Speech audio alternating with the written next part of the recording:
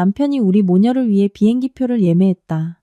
그런데 게이트를 나서려던 찰나 문자 메시지 한 통을 받았다. 조심해요. 남편이 당신과 딸을 팔아넘기려는 거예요. 나는 소스라치게 놀라 딸을 끌어안고 옆으로 몸을 피했다. 마중 나온 사람을 돌아보는 순간 나는 그 자리에 얼어붙고 말았다. 만약 그날 아침에 비행기가 아니었다면 나는 아마 지금까지도 내가 행복한 가정을 꾸리고 있다고 순진하게 믿고 있었을 것이다. 눈을 감을 때마다 나는 아직도 그날의 풍경이 선명하게 떠오른다. 비행기에 앉아 작은 창문 너머로 새하얀 구름바다를 바라보던 모습, 아침 햇살이 비쳐 황금빛띠를 만들던 광경. 내 옆에서는 6살 난 딸 유나가 새근새근 잠들어 있었다. 작은 머리를 내 어깨에 온전히 기댄 채 숨을 쉴 때마다 길고 풍성한 속눈썹이 파르르 떨렸다. 그때 내 마음은 평온함과 운명에 대한 감사함으로 가득 차 있었다.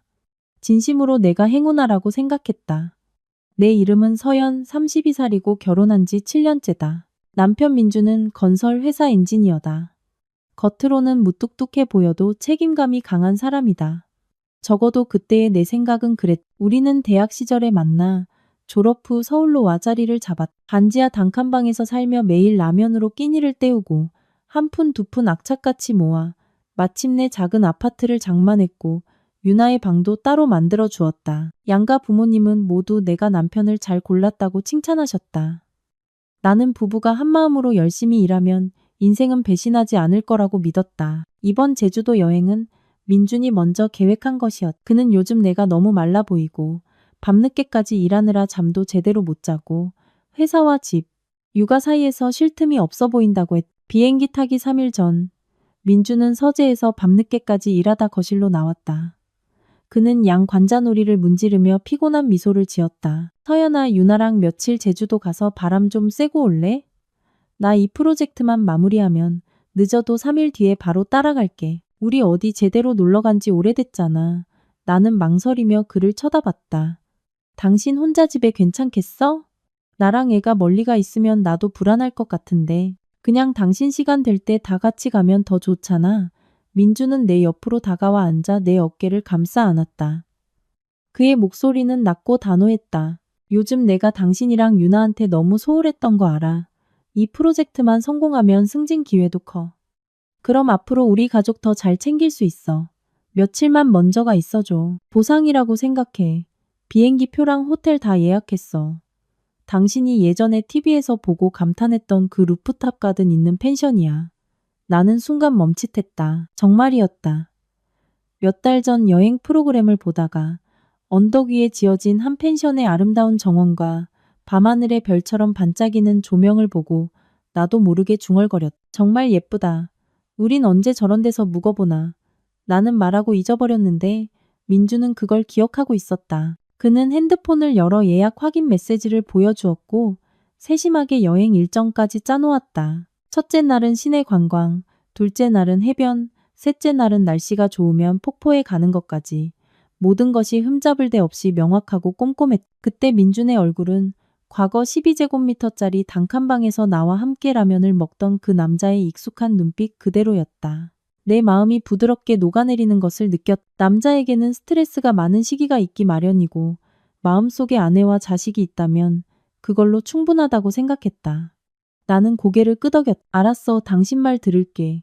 대신 밥 잘 챙겨 먹고 일 때문에 굶지 않겠다고 약속해.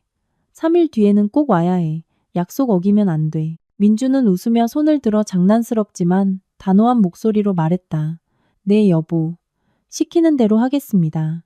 3일 뒤에 내가 안 나타나면 그냥 호적에서 파버려도 좋아. 비행기 타는 날 아침, 민주는 일부러 반차를 내고 우리 모녀를 공항까지 데려다 주었다.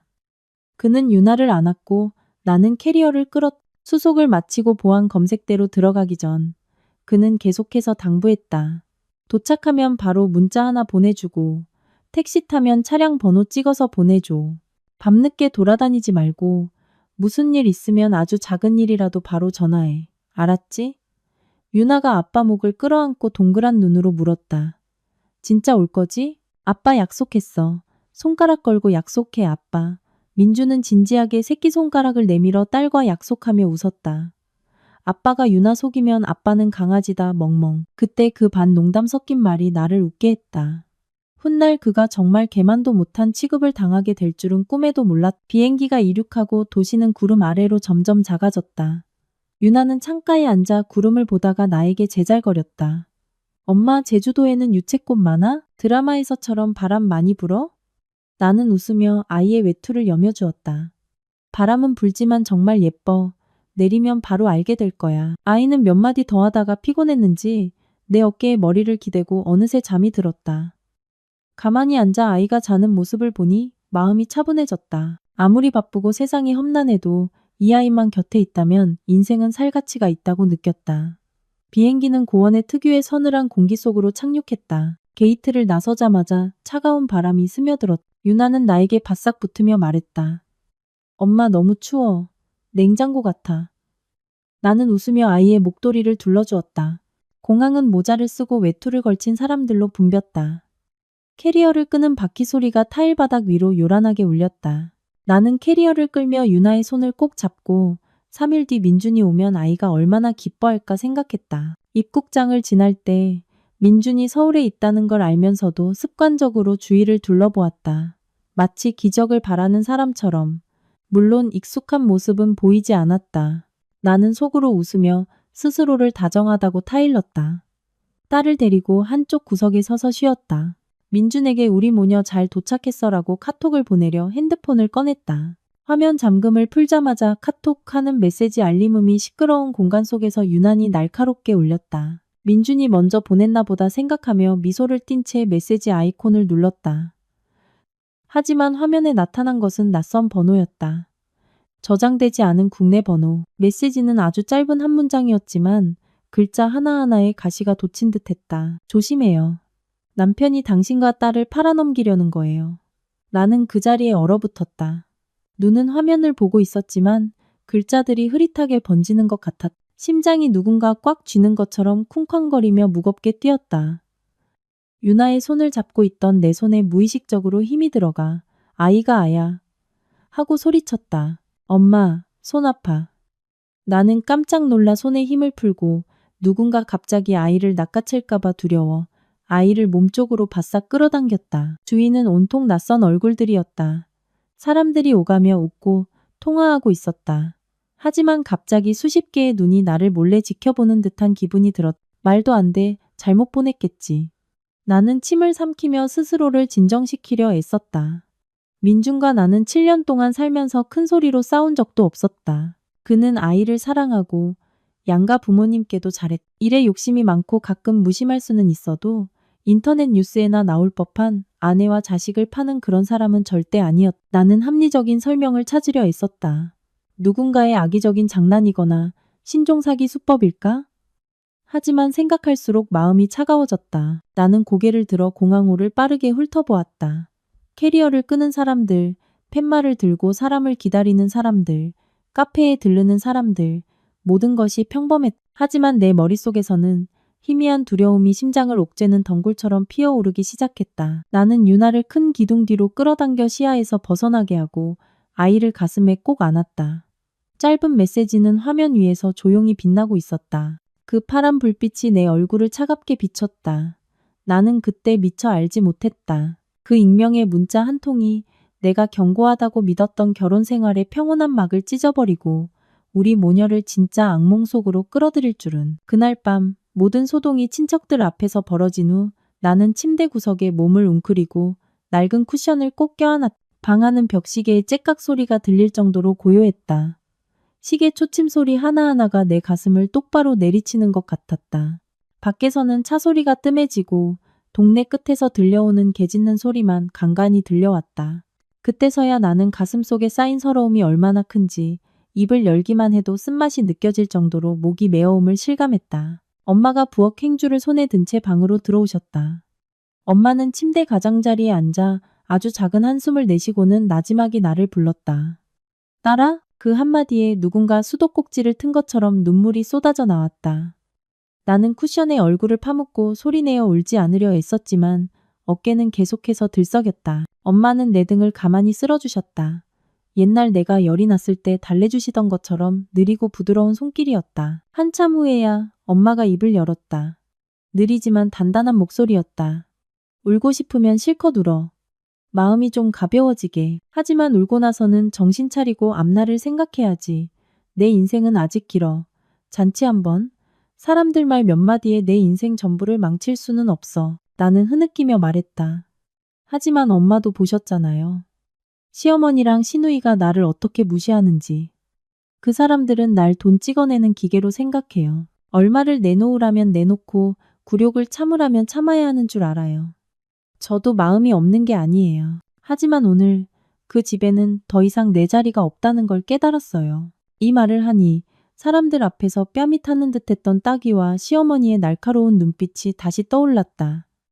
그녀의 말은 칼날 같았다. 5천만 원 안 내놓으면 너는 더 이상 우리 집 며느리 아니야. 잔치 자리는 찬물을 끼얹은 듯 조용해졌고 천장의 화려한 조명은 내 굴욕감을 더욱 눈부시게 만들었다. 엄마는 바로 대답하지 않으셨다. 잠시 천장을 바라보며 머릿속으로 말을 고르시는 듯 하더니 천천히 말씀하셨다. 옛날에 내가 네 아빠랑 결혼했을 때 시부모님 모시고 살았어. 심한 말도 듣고 무시도 당하고 나도 겪을 만큼 겪었지.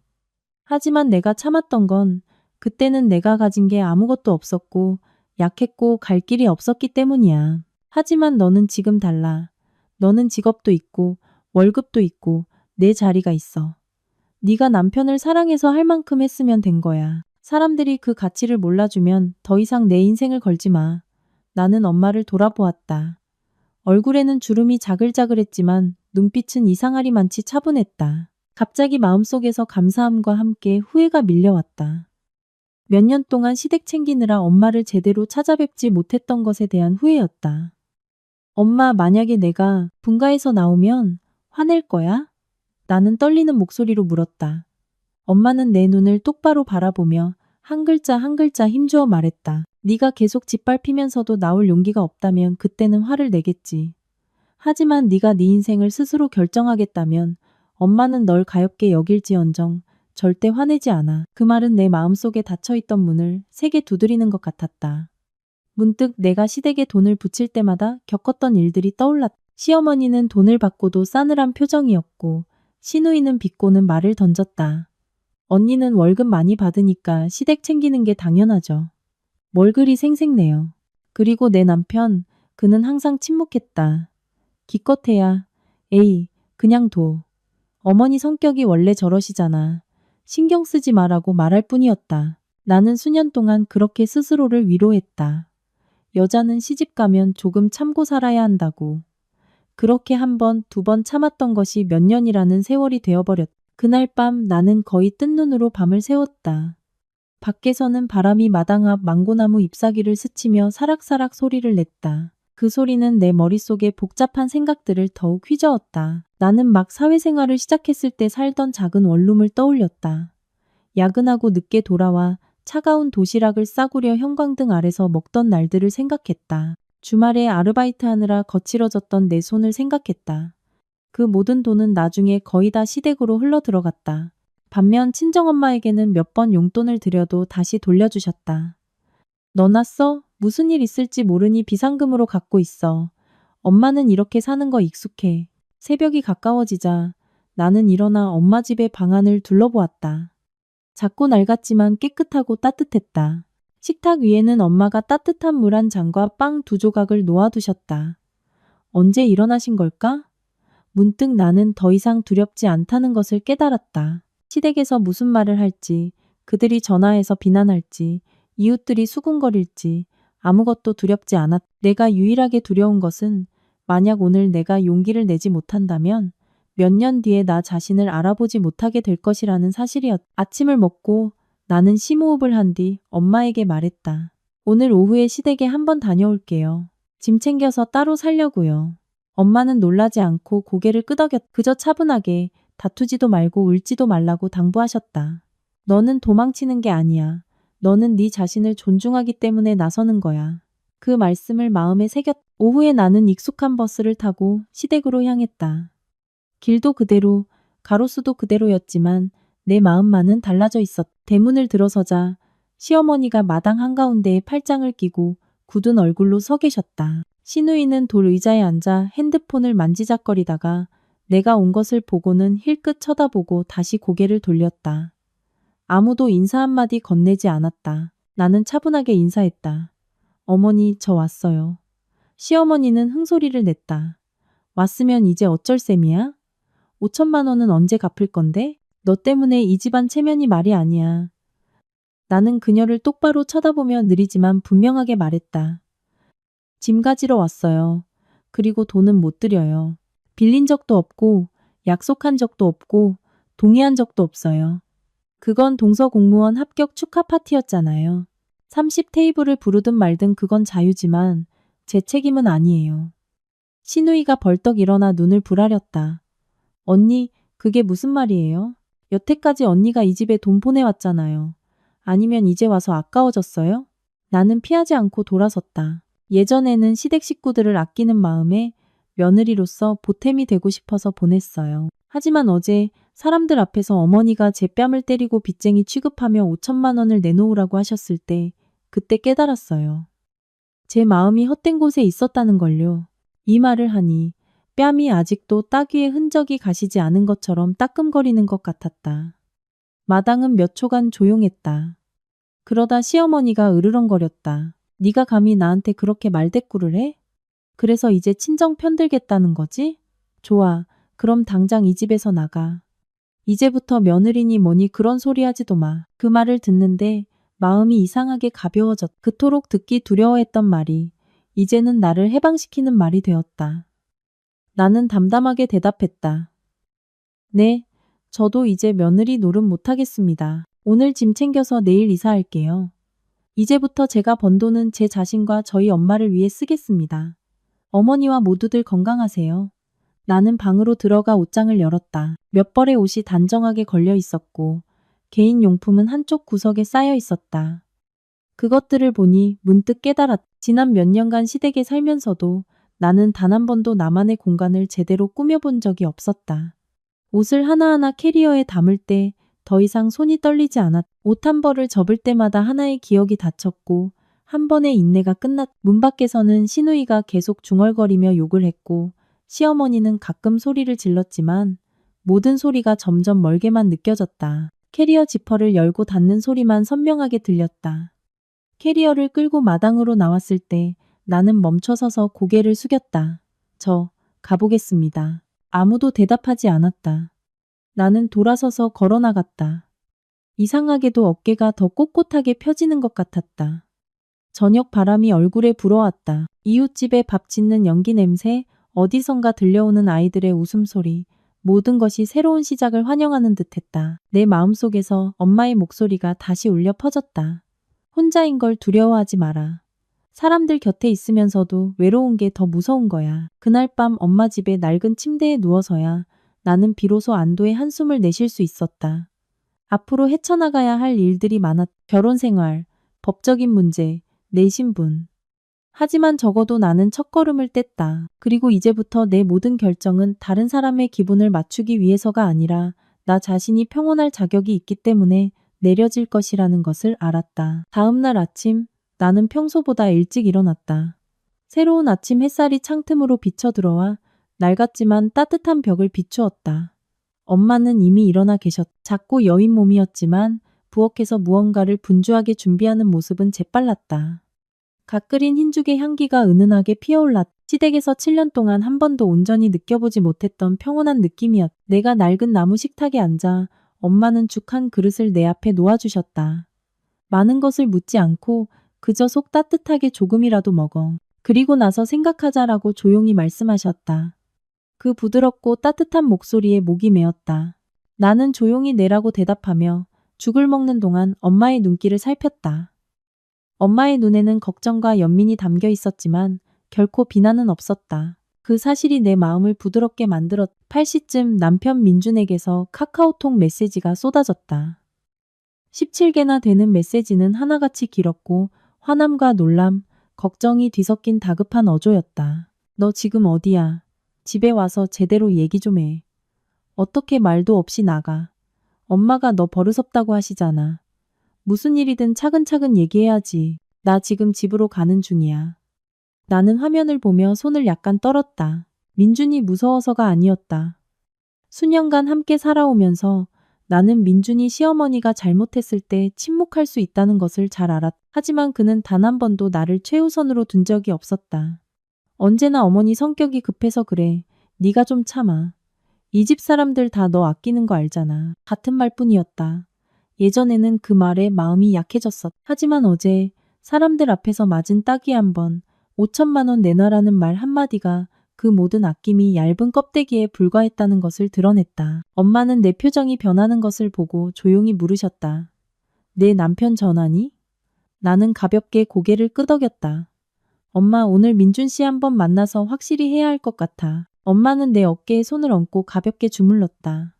만나는 건 좋은데 다시 옛날 길로 끌려 들어가지 않도록 조심해. 두렵지 않다고 하면 거짓말이겠지만 엄마가 뒤에 계시니 마음이 덜 불안했다. 10시쯤 민준이 엄마 집에 도착했다. 그는 문을 꽤 세게 두드렸고 서둘러 운전해 온 듯한 모습이었다. 내가 문을 열자 그는 어제보다 더 초췌한 얼굴과 긴장 가득한 눈빛으로 서 있었다. 하지만 나를 멈칫하게 한 것은 그의 뒤에 시어머니도 따라왔다는 사실이었다. 그녀의 얼굴은 마치 누가 빚이라도 떼먹은 사람처럼 험악했다. 서연아, 나와서 얘기 좀 해. 민주는 억누르려 애썼지만 거의 소리치듯 말했다. 나는 두 사람이 들어올 수 있도록 문을 더 활짝 열었다. 엄마는 의자에 앉아 계셨다. 두 사람을 보셨지만 아무 말도 하지 않으시고 내가 옆에 앉을 수 있도록 몸을 약간 비켜주셨다. 민주는 앉자마자 목소리를 높였. 너 지금 뭐 하는 거야, 서연아? 갑자기 집을 나가다니. 온 식구가 얼마나 걱정했는지 알아? 엄마가 뭐라고 하셨든 일단 설명을 들어야 할 거 아니야. 나는 서두르지 않고 예전처럼 고개를 숙이지도 않고 민준을 바라보았다. 나는 온 가족 앞에서 천천히 말했다. 어머니가 제 뺨을 때리셨고 5천만 원을 내놓으라고 하셨어요. 그 상황에서 제가 뭘 더 들어야 할까요? 민주는 움찔했지만 시어머니가 더 빨랐다. 그녀는 테이블을 쾅 소리가 나게 내리쳤다. 네가 감히 그 얘기를 또 꺼내. 내 아들이 나가서 번 돈, 집 사려고 모아둔 돈인데 네가 한 푼 보태주지 못할 망정. 잔치상 차리는데 좀 보태달라는 걸 가지고 무슨 강도라도 만난 것처럼 구는구나. 이 집 자식들 넷 중에 너만 유난이야. 나는 평정심을 유지하기 위해 심호흡을 했다. 어머니, 저는 갚겠다고 약속한 적도 없고 동의한 적도 없어요. 저는 제 자신과 제 가정을 부양하기 위해 일해요. 어머님 댁에는 지난 몇 년간 적지 않은 돈을 보내드렸고 한 번도 불평한 적 없어요. 하지만 어머니께서 저를 걸어다니는 지갑이나 빚쟁이 취급하시는 건 더 이상 못 참겠어요. 민준이 참을성 없는 목소리로 끼어들었다. 서연아, 그건 너무 심한 말이야.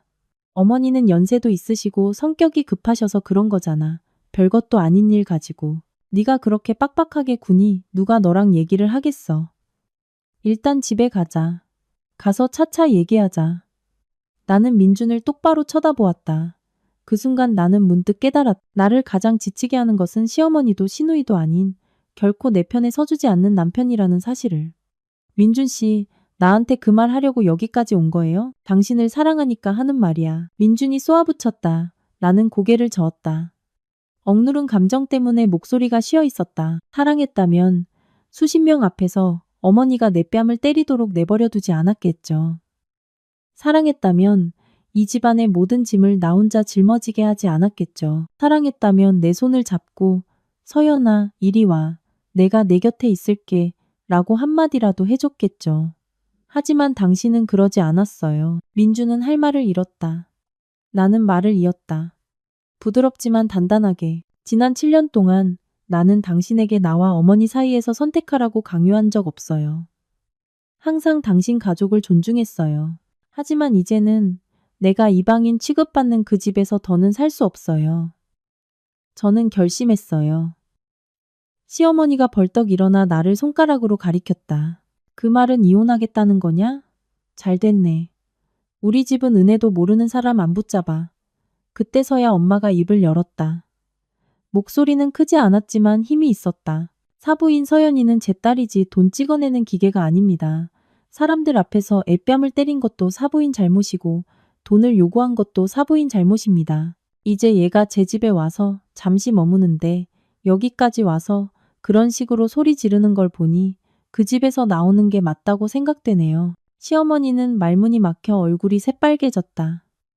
민주는 고개를 푹 숙인 채 아무 말도 하지 못했다. 무거운 침묵이 흐른 뒤 나는 천천히 말했다. 오늘 확실히 말씀드릴게요. 저는 돌아가지 않아요. 따로 나가서 살 겁니다. 결혼 생활에 대해서는 좀 더 생각할 시간이 필요해요. 하지만 지난 7년처럼 계속 살아야 한다면 그건 안 되겠어요. 민준이 고개를 들었, 목소리가 작아져 있었다. 나한테 기회 한 번만 주면 안 될까? 나는 그를 오랫동안 바라보았다. 지난 몇 년간 그토록 기다렸던 말이었는데 막상 들은 이 마음이 왜 이렇게 텅 빈 걸까? 나는 말이 아니라 행동을 보고 싶어요. 말을 마친 나는 안으로 들어가 버렸다. 등 뒤로 싸우는 소리, 화내는 소리, 한숨 소리가 들려왔. 모든 것이 뒤섞여 내가 더 이상 돌아가고 싶지 않은 혼돈을 이루었다. 그날 밤 엄마가 잠드신 후 나는 방문을 열고 툇마루에 오랫동안 서 있었다. 밤바람이 머리카락을 스쳐 지나갔다.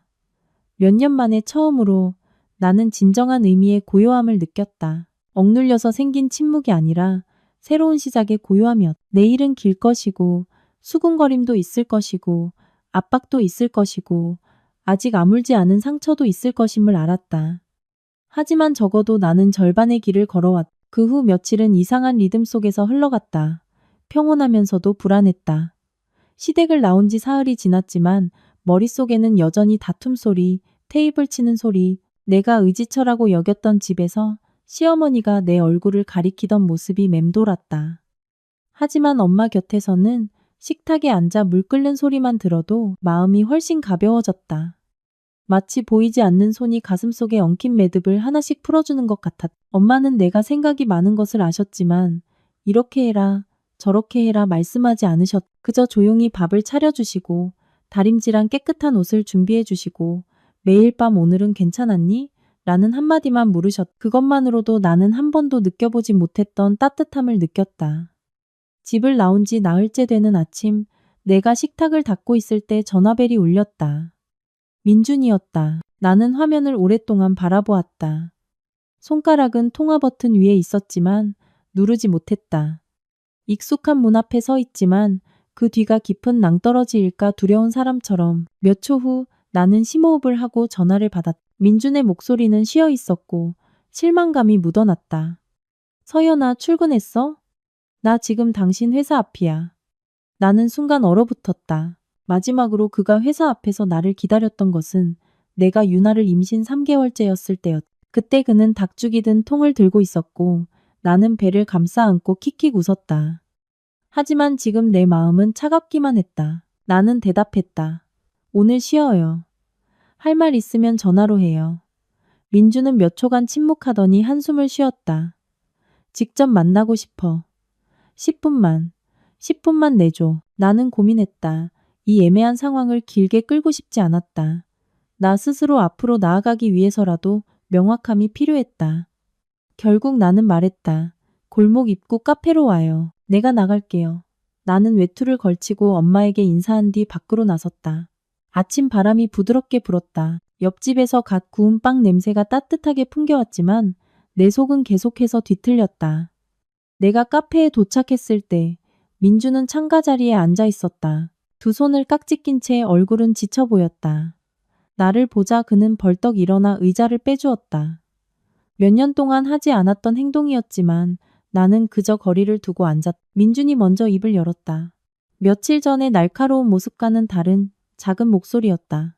서연아, 미안해. 그날 엄마가 그렇게 화를 내서 당신 뺨까지 때릴 줄은 몰랐어. 내가 막지 못한 게 잘못이야. 당신 상처받은 거 알아. 하지만 그렇게 집을 나가버리면 우리 가족 모두가 혼란스러워져. 나는 평정심을 유지했다. 민준 씨, 내가 친정에 온 건 겁주려거나 누군가를 곤란하게 하려는 게 아니에요. 더 이상 견딜 수가 없어서 온 거예요. 만약 그날 당신이 내 손을 잡고 나를 감싸줬더라면 단 한 번이라도 모든 게 달라졌을 거예요. 민주는 고개를 숙였다. 두 어깨가 약간 떨렸다. 화를 참는 것인지 아니면 서러움 때문인지 알 수 없었다. 몇 년 동안 나 양쪽 사이에서 끼어 있었어. 엄마는 연세도 많으시고 가끔 거친 말을 하시지만 나를 사랑하고 우리 딸도 사랑하셔. 갈등을 만들기 싫어서 침묵을 택했어. 하지만 당신이 정말 집을 떠날 거라고는 생각 못했어. 나는 희미하게 슬픈 미소를 지었다. 민준 씨, 당신이 침묵을 택했기 때문에 내가 떠나야만 했던 거예요. 민준은 나를 오랫동안 쳐다보았다. 그 눈빛은 한때 내가 평안을 찾던 곳이었다. 하지만 오늘은 나를 지치게만 할 뿐이었다. 그래서 이제 어떻게 하고 싶어? 그가 쉬어버린 목소리로 물었다. 나는 물잔을 내려놓고 천천히 말했다. 존중받고 싶어요. 무슨 일이 생겼을 때 당신이 어머니 뒤에 서서 신경 쓰지 말라고 말하는 게 아니라 내 곁에 서주길 바라요. 당신 아내가 뺨을 맞고 모욕을 당했는데 당신은 변호 한마디 하지 않았어요. 미안하다는 말 한마디로 이 모든 게 치유될 거라고 생각해요? 민주는 침묵했다. 두 손을 꽉 쥐었다. 나 정말 너 잃고 싶지 않아. 서연아, 나 깊이 생각해봤어. 우리 분가하자. 너랑 나 그리고 유나, 우리 셋이서만 따로 사는 거야. 엄마가 화내시면 그건 내가 감당할게. 나는 깜짝 놀랐다. 이 말이 만약 1년 전이었다면 나는 세상을 다 가진 것처럼 기뻐했을 것이다. 하지만 지금 내 마음은 무겁게 가라앉았다. 나는 조용히 물었다. 내가 돌아오길 원해서 하는 말이에요? 아니면 정말 변하고 싶어서 하는 말이에요? 민주는 바로 대답하지 못했다. 그저 서연아 기회를 줘. 행동으로 증명할게 라고 말했다. 나는 길거리를 바라보았다. 학생들이 자전거를 타고 지나가며 맑은 웃음소리를 냈다. 햇빛이 도로 위에 비쳐 금빛처럼 반짝였다. 아름답지만 눈부셨다. 나는 다시 민준을 바라보며 부드럽지만 단호하게 말했다. 민준 씨, 내가 당신을 버리겠다고 말하는 건 아니에요. 하지만 바로 돌아가겠다고 약속할 수도 없어요. 시간이 필요해요. 평생을 참아왔어요. 이제는 내가 더 이상 참지 않았을 때 당신의 사랑이 나를 붙잡을 만큼 충분한지 알고 싶어요. 민주는 테이블 위로 고개를 숙이고 두 손으로 얼굴을 감쌌다. 그의 목소리가 쉬어 있었다. 내가 널 힘들게 한 거 알아. 서연아 제발 나 떠나지 마. 마음 한구석이 욱신거렸다. 어쨌든 그는 내 모든 청춘을 바쳐 사랑했던 남자였다. 나는 일어나서 아주 천천히 말했다. 떠나지는 않아요. 하지만 지금 돌아가지도 않을 거예요. 당신이 말한 것들을 정말로 해냈을 때 그때 내가 스스로 돌아갈게요. 나는 민주는 나를 붙잡지 않았다. 그저 아주 작게. 하지만 내 귀에는 차갑게 들리는 한마디를 했다. 내가 그걸 다 해냈을 때 네가 더 이상 돌아오고 싶지 않을까 봐 무서워. 나는 대답하지 않았다. 카페를 걸어 나왔다. 바람은 시원했지만 마음은 실타래처럼 엉켜 있었다. 그럼에도 불구하고 한 가지는 분명했다. 이제부터 내가 걷는 길은 누구도 대신 결정해주지 않는 나 자신이 직접 걷는 길이라는 것을. 그날 오후 엄마 집에 돌아와서 오랫동안 침묵했다. 엄마는 나를 보시고는 물었다. 남편 만났니? 나는 고개를 끄덕였다. 괜찮았어? 나는 어떻게 대답해야 할지 몰라. 그저 엄마 어깨에 머리를 기댔. 엄마는 내 등을 가만히 쓸어주시며 평온한 목소리로 말했다. 얘야, 조금 늦어도 괜찮아. 깨진 건 다시 붙이면 되고 붙일 수 없으면 놓아주면 돼. 중요한 건 네가 괴롭게 살지 않는 거야. 나는 눈을 감았다. 눈물이 엄마 옷 위로 떨어졌다. 그 순간 나는 더 이상 혼자가 아니라고 느꼈다. 민준을 카페에서 만난 후 나는 반쯤은 평화롭고 반쯤은 불안정한 상태로 지냈다. 엄마 집에서의 날들은 마치 시간조차 나에게 숨 쉴 틈을 주려는 듯 천천히 흘러갔다. 하지만 방구석에 놓인 캐리어를 보거나 전화벨이 울릴 때마다 나는 내가 어디로 가야 할지 모르는 결혼 생활의 중간에 서 있다는 것을 상기했다. 그날 아침 나는 평소보다 일찍 일어났다. 낡은 커튼을 뚫고 들어온 햇살이 부엌에서 채소를 씻고 계신 엄마의 얼굴을 비추었다. 엄마의 눈가주름은 세월 따라 깊어졌지만 그 눈빛은 딸의 피로를 모두 감싸 안을 만큼 충분히 너그러웠다. 나는 엄마를 도와 아궁이에 불을 지폈다. 매캐한 연기에 눈이 따가워졌는데 연기 때문인지 마음 때문인지 알 수 없었다. 엄마는 나를 잠시 보시더니 조용히 물었다. 언제부터 다시 일하러 갈 거니? 나는 잠시 멈칫하다 대답했다. 내일부터요, 엄마. 부장님이 일이 많다고 계속 다른 사람한테 맡기는 것도 미안해서요. 엄마는 고개를 끄덕이며 부드럽게 말했다. 그래, 일하면 좀 미치겠지. 집에만 있으면 생각만 많아져서 몸만 힘들어. 하지만 네 남편이 무슨 말을 하든 너 자신을 지켜야 한다는 거 잊지 마. 나는 작게 내라고 대답했다. 요즘 들어 깨달은 것이 있다. 엄마의 말은 많지 않았지만 한마디 한마디가 내 마음에 가장 지친 곳을 정확히 짚어주셨다. 그날 정오, 마당에서 빨래를 널고 있을 때 낯선 번호로 전화가 왔다. 전화를 받자마자 익숙한 신우이의 목소리가 들려왔다. 언니 제발 와서 제대로 얘기 좀 해요. 언니 때문에 이 집안이 지금 난리가 났다고요. 나는 미간을 찌푸렸다. 나는 아무 문제도 일으키지 않았어. 모욕적인 말을 더 듣기 싫어서 나왔을 뿐이야. 신우이는 비웃었다. 세상에, 언니가 뭐라도 되는 줄 아나 봐요? 엄마가 언니 뺨 때린 건 당연한 거예요. 언니가 여기저기 떠들고 다녀서 엄마가 얼마나 욕을 먹고 계신 줄 알아요? 그것도 모자라서 민준 오빠까지 저렇게 풀이 죽어 있잖아요. 언니가 그렇게 대단한 사람인 줄 알아요? 신우이의 말은 차가운 바람처럼 얼굴을 때렸다. 나는 핸드폰을 꽉 쥐었다. 나는 누구에게도 말하지 않았어. 사실을 말했을 뿐이야. 신우이는 더욱 날카롭게 쏘아붙였다. 사실이요? 사실은 언니가 일부러 일을 키우고 드라마 주인공처럼 집을 나갔다는 거죠.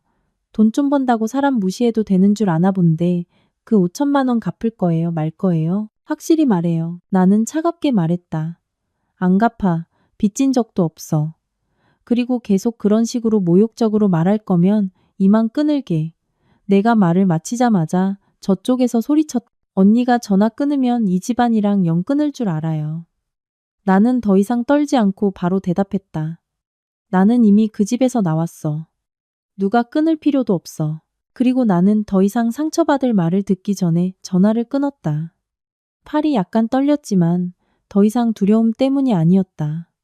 오랫동안 억눌려왔던 분노였다. 신우이의 말 한마디 한마디는 내가 그 집을 나온 것이 옳았다는 것을 상기시켜 주었다. 저녁에 민준이 다시 전화했다. 그의 목소리는 피곤했다. 지수 신우이한테 얘기 들었어.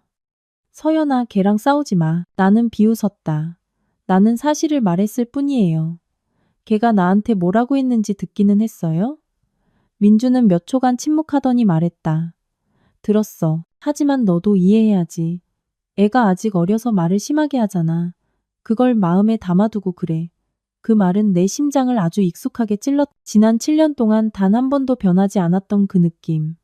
나는 화를 내서는 안 되고 나를 모욕하는 사람은 모두 용서할 이유가 있었. 나는 부드럽지만 분명하게 말했다. 민준 씨, 나는 누가 무슨 말을 해도 괜찮을 만큼 어리지 않아요. 당신 가족은 어머니부터 동생까지 모두 나를 존중하지 않아요. 그리고 가장 아픈 건 당신이 단 한 번도 내 편에 서주지 않았다는 거예요. 민주는 한숨을 쉬었다. 나 노력하고 있잖아. 다음 주에 따로 살 아파트 계약하려고 해. 돌아와주면 안 될까?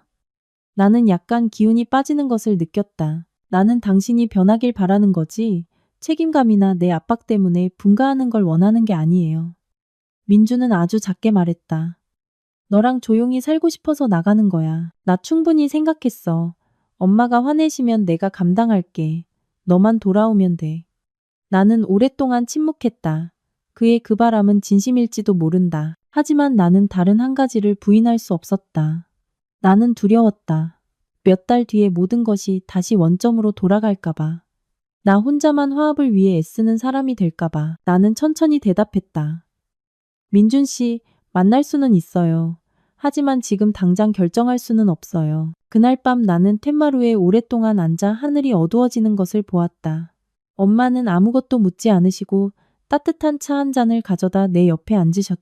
두 모녀는 아무 말도 하지 않았지만 바로 옆에서 전해오는 엄마의 온기가 나를 감싸주는 것 같았다. 다음 날 나는 회사로 복귀했다. 많은 동료들이 호기심 어린 눈으로 나를 보았고 몇몇은 동정하는 듯한 표정을 지었지만 나는 그저 못 본 척 미소 지었다. 그런 식의 관심에는 이제 익숙했다. 점심시간이 다 되어갈 무렵 낯선 번호로 메시지가 왔다. 또 그 번호, 예전에 나를 비난했던 그 번호였다. 궁금해서 열어보았다. 이번에는 단 한 줄이었다. 서연아, 오늘 저녁에 잠깐 보자. 할 말이 있다. 시어머니. 나는 몇 초간 얼어붙었다. 지난 며칠간 억눌렀던 모든 감정이 화, 두려움, 호기심, 그리고 이름 붙이기 어려운 불안감과 함께 혼란스럽게 솟구쳤다. 왜 단둘이 만나자고 하시는 걸까? 나는 단 한 문장으로 답장했다. 어디서 뵐까요?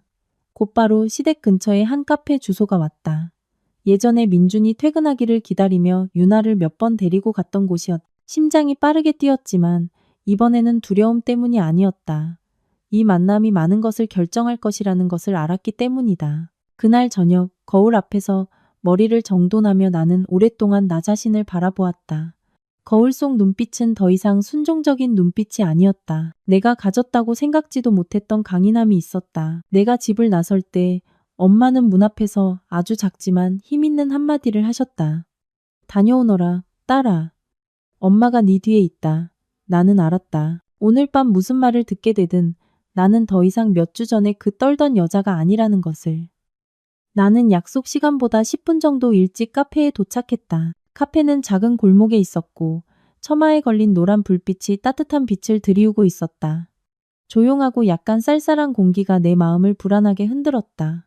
날씨 때문인지 아니면 지난 7년간 어머니라고 불렀던 그 여인과 마주해야 한다는 사실 때문인지 알 수 없었다. 나는 가장 안쪽 문을 등진 자리를 골랐다. 시댁을 나온 후 나는 항상 등을 벽에 기댈 수 있는 자리를 고르는 버릇이 생겼. 마치 등 뒤가 언제든 무너질 수 있는 낭떠러지이자 빈 공간인 것처럼. 5분 후 문 밖에서 슬리퍼 끄는 소리가 들렸다. 시어머니가 들어오셨다. 여전히 등은 꼿꼿했고 얼굴은 차가웠으며 눈빛은 상대방이 입을 열기도 전에 모든 것을 꿰뚫어 보려는 듯 날카로웠다. 그녀는 주위를 한번 둘러보고 내가 앉은 자리로 걸어왔다. 시간 맞춰 올 줄은 아는구나. 목소리는 높지 않았지만 북풍처럼 차가웠다. 나는 입술을 깨물고 일어나 조용히 인사했다. 네, 어머니. 안녕하세요. 그녀는 내 인사에 대답 대신 가볍게 콧방귀를 뀌고는 자리에 앉아 팔짱을 꼈다. 날카로운 눈빛이 내 얼굴부터 옷차림까지 훑어보았다. 마치 내가 집을 나간 사흘 동안 얼마나 변했는지 평가하는 것 같았다. 나는 자리에 앉아 차분한 목소리를 유지했다. 어머니 저를 부르신 걸 보니 하실 말씀이 있으신가 봐요. 그녀는 서두르지 않았다. 종업원이 물 한 잔을 가져오자 방해받았다는 듯 손을 가볍게 내저었다. 그리고는 등을 곧게 펴고 나를 뚫어지게 쳐다보았다. 서연아, 솔직히 묻겠다.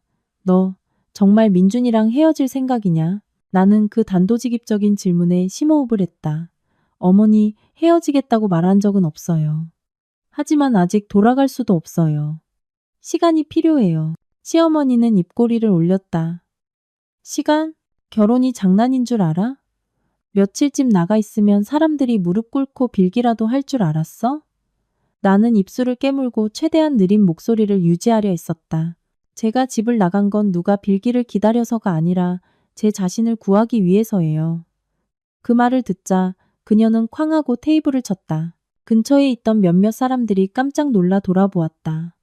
나는 여전히 가만히 앉아 있었다. 구한다고? 세상에, 우리 집에서 널 몇 년이나 먹여주고 재워줬는데 이제 와서 자신을 구하러 나갔다고? 누가 남이라는 거냐? 서연아. 나는 그녀의 눈, 한때 나를 주눅들게 하고 말 한마디 잘못할까 두려워하게 만들었던 그 눈을 똑바로 쳐다보았다. 내 목소리는 여전히 부드러웠지만 더 날카로워졌다. 어머니, 정말 저를 아끼셨다면 온 친척들 앞에서 제 뺨을 때리지 않으셨을 거예요. 빚쟁이 취급하며 5천만 원을 내놓으라고 하지도 않으셨을 거고요. 어머님 댁에서 저를 먹여 살린 게 아니에요. 제가 일해서 돈을 벌었고 생활비를 보탰고 온 가족의 식사를 챙겼어요. 생색내지는 않겠지만 누구에게도 무시당하고 싶지는 않아요. 그녀는 잠시 멈칫했다. 아마 내가 이런 말을 하는 것에 익숙하지 않았기 때문일 것이다. 그녀는 천천히 의자에 등을 기대고는 차가운 목소리로 말투를 바꿨다. 그래서 원하는 게 뭔지 확실히 말해봐. 나는 피하지 않았다. 존중받고 싶어요. 어머니께서 잘못하셨을 때 잘못을 인정하시길 바라요. 제가 모욕을 당했을 때 남편이 저를 보호해 주길 바라요. 그게 다예요. 시어머니는 비웃음을 터뜨렸다. 비꼬는 듯한 웃음소리였다. 그래서 이제 시어머니한테 사는 법을 가르치시겠다? 서연아, 네가 돈 좀 번다고 해서 뭐든지 다 되는 줄 아나 본데 이 집에는 이 집의 규칙이 있어. 따를 수 없으면 알아서 꺼져. 나는 가볍게 고개를 끄덕였다. 네, 이미 꺼졌어요. 어머니께서 쫓아내셨잖아요. 그녀는 약간 당황한 듯 했지만 그건 잠시뿐이었다. 그녀는 내 쪽으로 몸을 기울여 목소리를 낮췄지만 그 날카로움은 몇 배나 더했다. 서연아, 똑똑히 들어. 민준이가 널 아끼지만 걔는 내 하나뿐인 아들이야. 네가 걔를 힘들게 하면 내가 가만두지 않을 거야. 나는 긴 한숨을 쉬고 눈을 감았다가 그리고는 이상할 정도로 차분하게 그녀를 바라보았다. 어머니, 민준 씨를 힘들게 하는 건 제가 아닐지도 몰라요. 그녀의 입술이 약간 떨렸다. 강인한 그녀에게서는 보기 드문 모습이었다. 나는 말을 민준 씨가 분가하겠다고 말한 적이 있어요. 그건 그 사람의 결정이에요.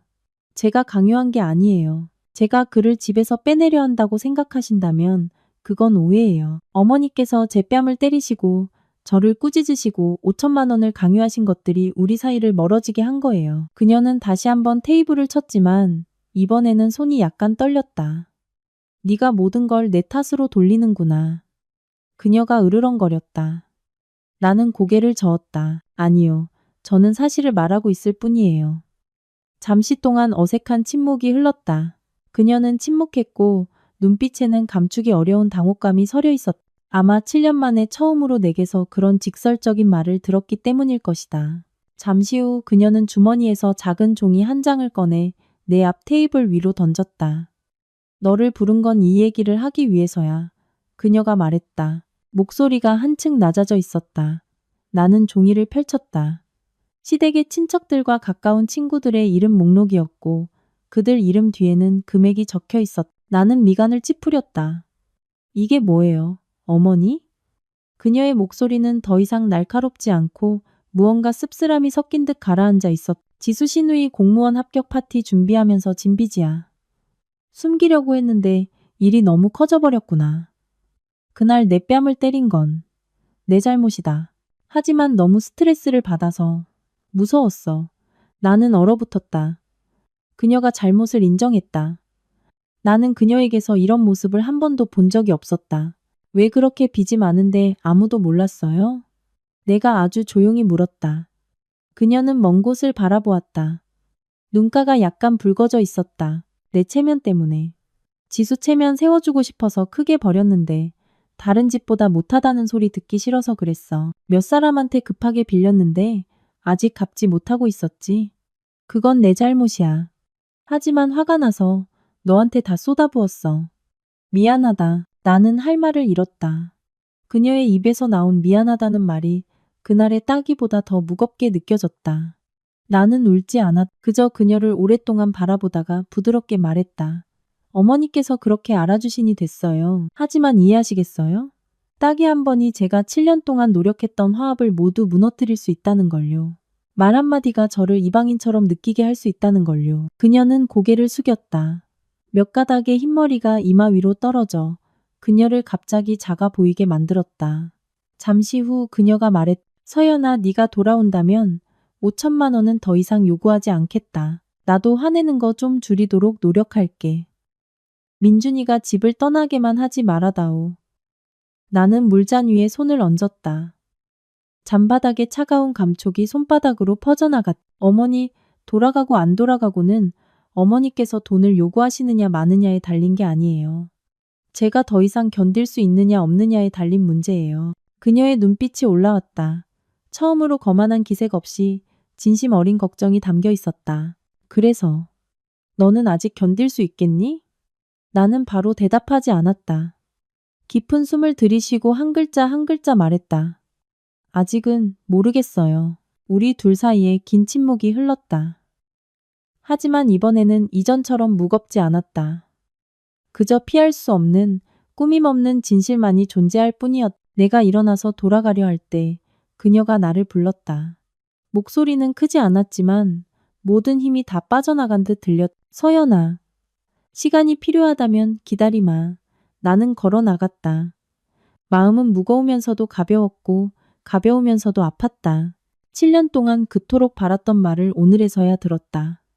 하지만 어떤 상처는 상대방이 후회하는 것을 알아도 바로 아물지 않는 법이다. 그날 밤 엄마 집에 돌아와서 나는 문 앞에서 오랫동안 서 있었다. 이 결혼이 다른 길로 접어들었다는 것을 알았다. 하지만 그 길이 어디로 이어지는지는 아직 명확하게 보이지 않았다. 시어머니와의 만남 이후 며칠 동안 나는 마치 물 위를 걷는 사람처럼 지냈다. 완전히 가라앉지도 그렇다고 단단한 땅 위에 서 있지도 못한 채였다. 일을 하고 엄마와 저녁을 먹었지만 머릿속은 두 개의 강둑 사이에서 끊임없이 흔들렸다. 한쪽에는 7년 동안 쌓인 상처가, 다른 한쪽에는 전에는 들어본 적 없는 사과와 변화의 약속이 있었다. 민주는 매일 밤 내게 메시지를 보냈다. 하나같이 길었고 더 이상 날카로운 말투나 요구는 없었다. 마치 놓치면 끊어질 것 같은 밧줄을 꽉 쥔 사람 같았다. 서연아, 오늘 아파트 보고 왔어. 서연아, 네가 동의만 하면 주말에 바로 이사할게.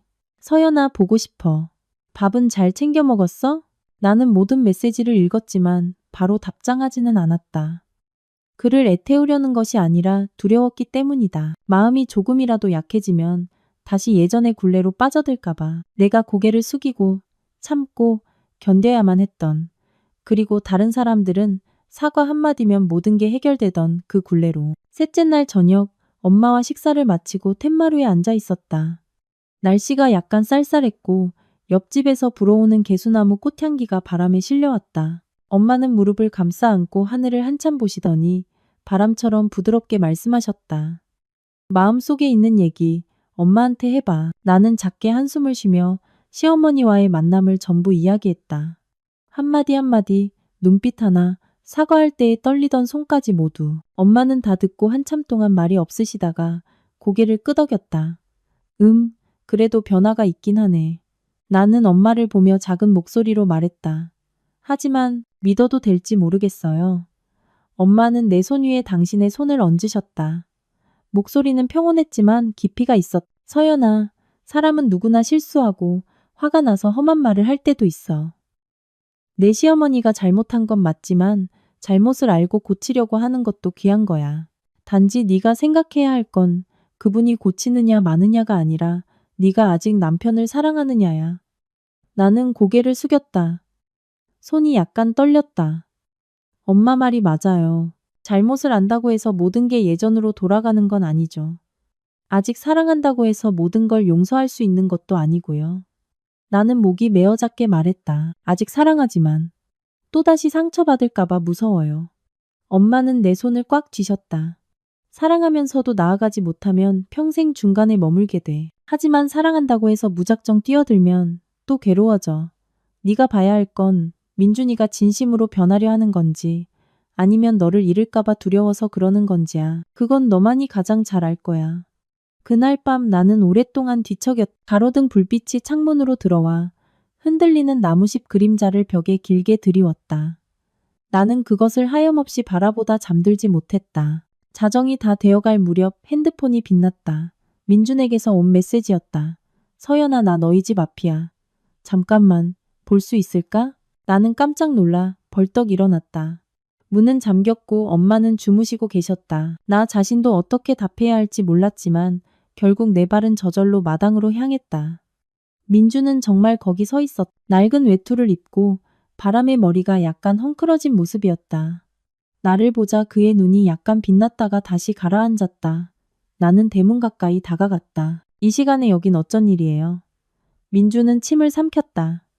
목소리가 쉬어 있었다.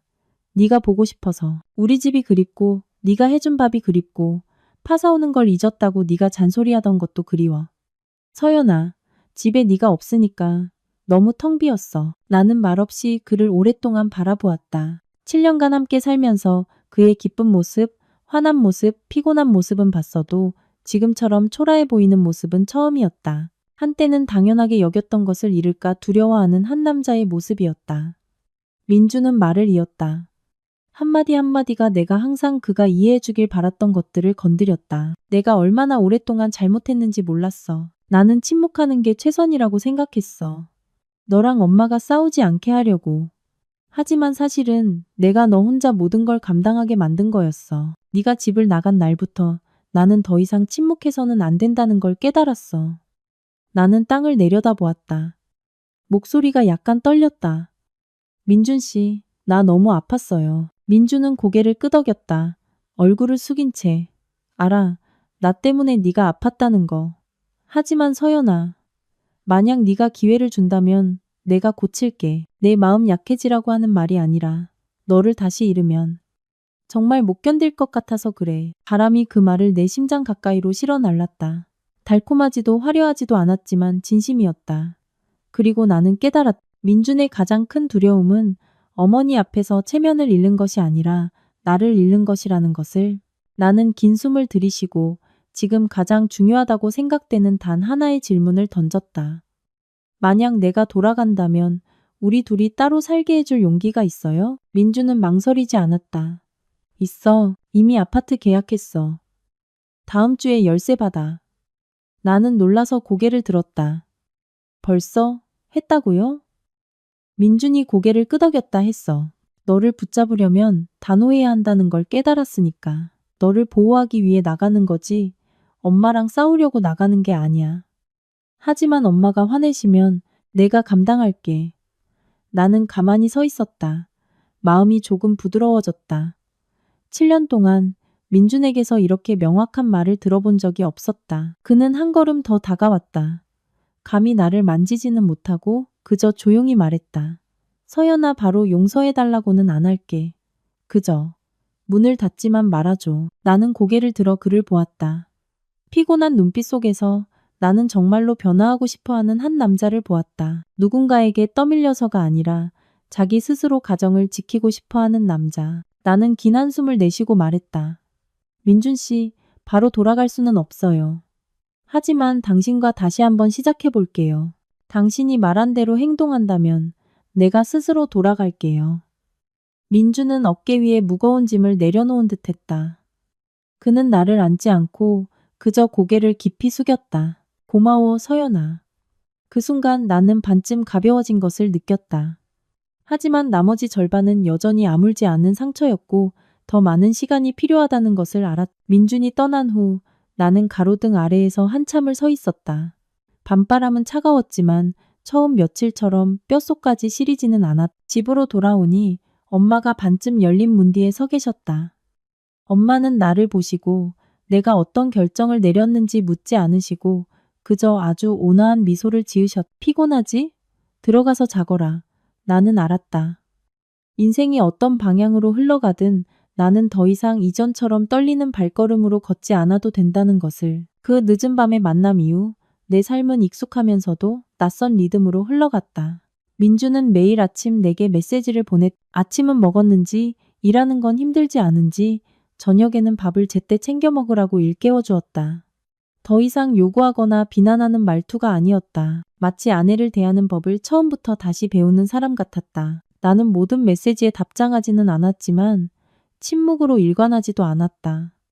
어떤 날은 응, 먹었어라고 보냈고 어떤 날은 회사야라고 보냈다.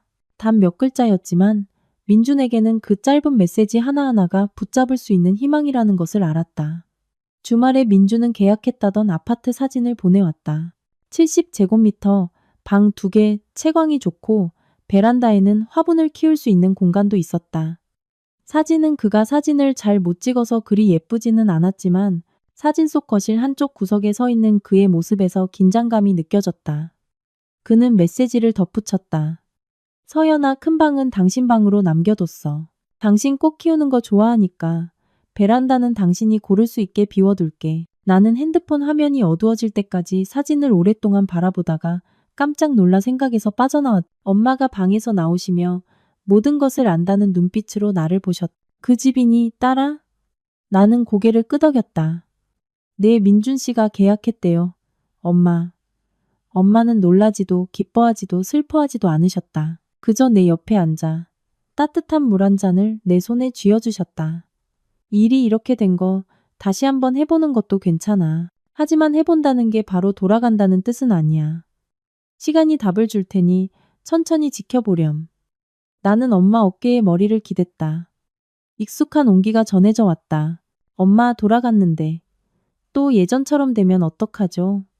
엄마는 내 어깨를 가볍게 두드리셨다. 목소리는 낮고 차분했다. 누구도 하루아침에 변할 수는 없. 하지만 누구도 영원히 마음을 닫고 살 수는 없어.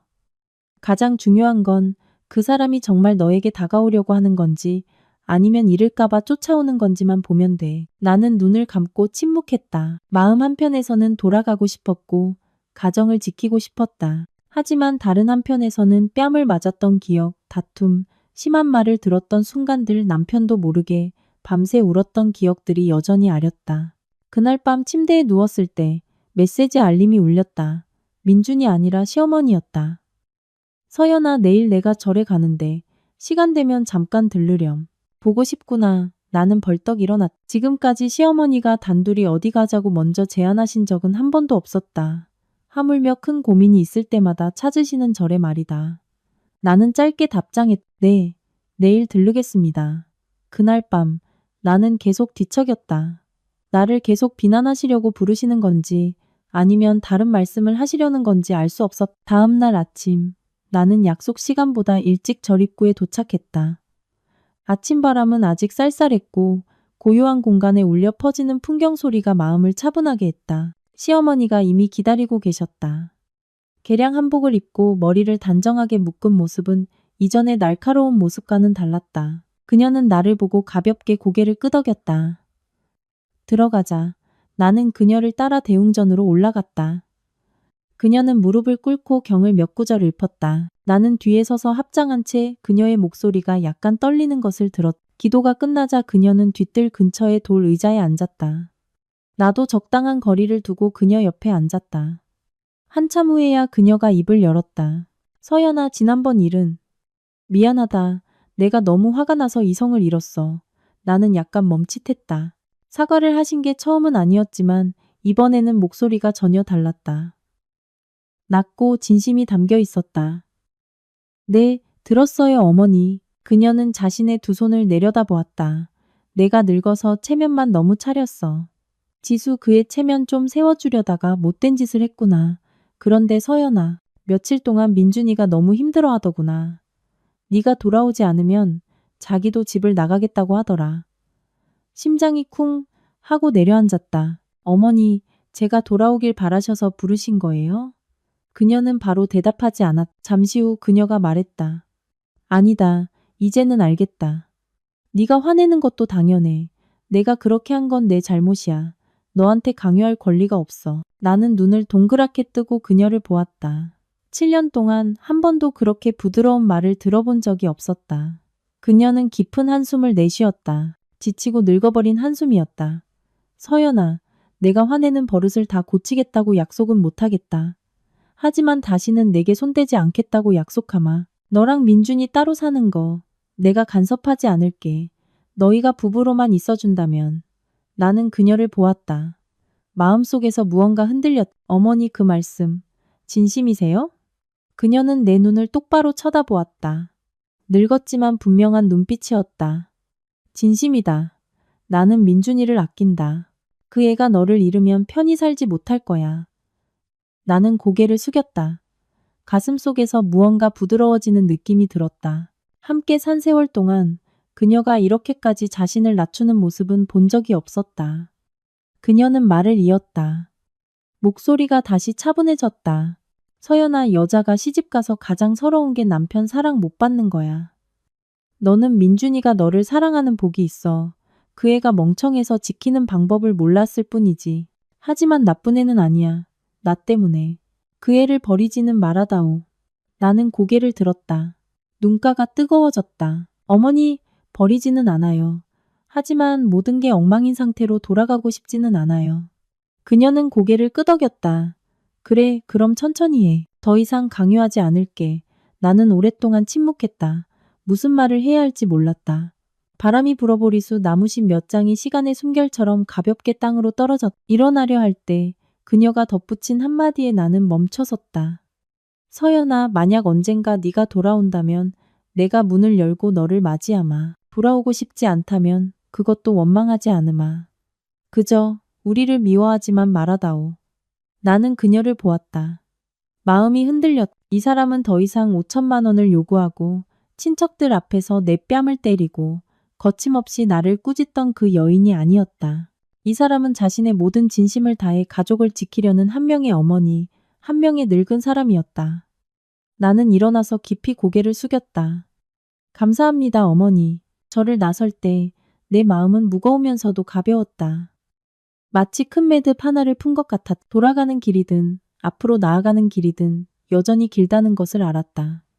하지만 적어도 오늘 나는 이 싸움에서 더 이상 혼자가 아니라고 느꼈다. 오후에 집에 도착했을 때 엄마는 내 얼굴이 다른 것을 보고 바로 물으셨다. 그분이 너 힘들게 하더냐? 나는 고개를 저으며 희미하게 미소 지었다. 아니요, 엄마. 시어머니께서 변하셨어요. 엄마는 나를 한참 보시더니 부드럽게 물었다. 그래서 너는 변했니? 나는 입술을 깨물고 바람에 뒹구는 마른 잎사귀가 가득한 앞마당을 보았다. 저도 변하려고 노력 중이에요, 엄마. 시간이 필요할 뿐이에요. 엄마는 미소 지으셨다. 그래, 천천히 해. 감정은 서두르면 망가지는 법이야. 그날 밤 나는 침대에 누워 이상한 기분을 느꼈다. 시댁을 나온 이후 처음으로 나는 더 이상 도망치고 있다는 생각이 들지 않았다. 절에서의 만남 이후 며칠 동안 내 마음은 이전처럼 무겁지는 않았지만 그렇다고 가볍다고 할 수도 없었다.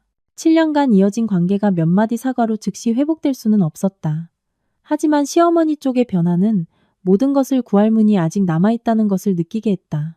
민주는 여전히 매일 아침 저녁으로 꾸준히 메시지를 보냈다.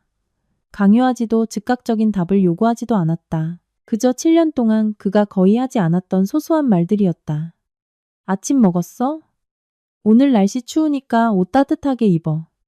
퇴근 시간 맞춰서 데리러 갈까? 허락해 줄래? 나는 거의 답장하지 않았지만 모든 메시지를 읽었. 감정이 아무리 식었어도 한 번에 꺼트릴 수는 없는 법이다. 특히 그 남자가 자신이 저지른 잘못을 하나씩 바로잡으려고 노력하고 있을 때는 더욱 그렇다. 금요일 퇴근길, 회사 정문을 나서자 길 건너편에 민준이 서 있는 것이 보였다. 차에 기댄 채 주머니에 손을 넣고 내 쪽을 뚫어지게 바라보고 있었. 그는 더 말랐고 마지막으로 봤을 때보다 얼굴이 더 초췌했다. 나는 순간 멈칫했다. 마음속에서 무언가 짠한 감정이 솟아올랐. 민주는 나를 보자마자 길을 건너왔다. 그의 목소리는 나를 놀라게 할까봐 조심하는 듯 작았다. 회사 안으로 들어가면 네가 불편할까봐. 그냥 너 잠깐이라도 보고 싶어서 왔어. 나는 입술을 깨물었다. 할 말 있어요? 민주는 고개를 끄덕였다. 그의 눈에 선명한 희망이 어렸다. 네가 10분만 내준다면. 나는 고민하다가 고개를 끄덕였다.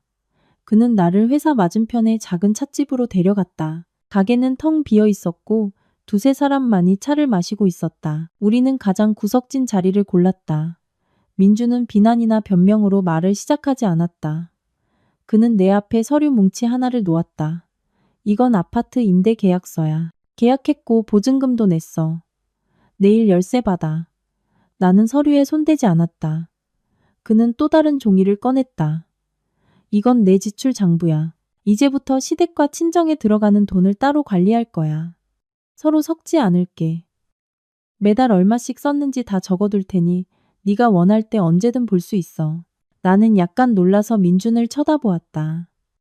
7년간 함께 살면서 그가 이런 일을 한 적은 한 번도 없었다. 그에게 집안의 돈 문제는 내가 알아서 할 테니 넌 묻지 마였다. 그런데 지금 그는 직접 항목 하나하나를 쓰고 있었다. 민주는 말을 이었다.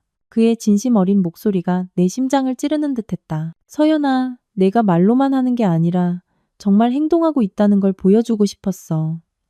네가 돌아왔으면 좋겠어. 하지만 바로 돌아오고 싶지 않다면 기다릴게. 네가 연락만 끊지 않는다면. 나는 물잔을 내려다보았다.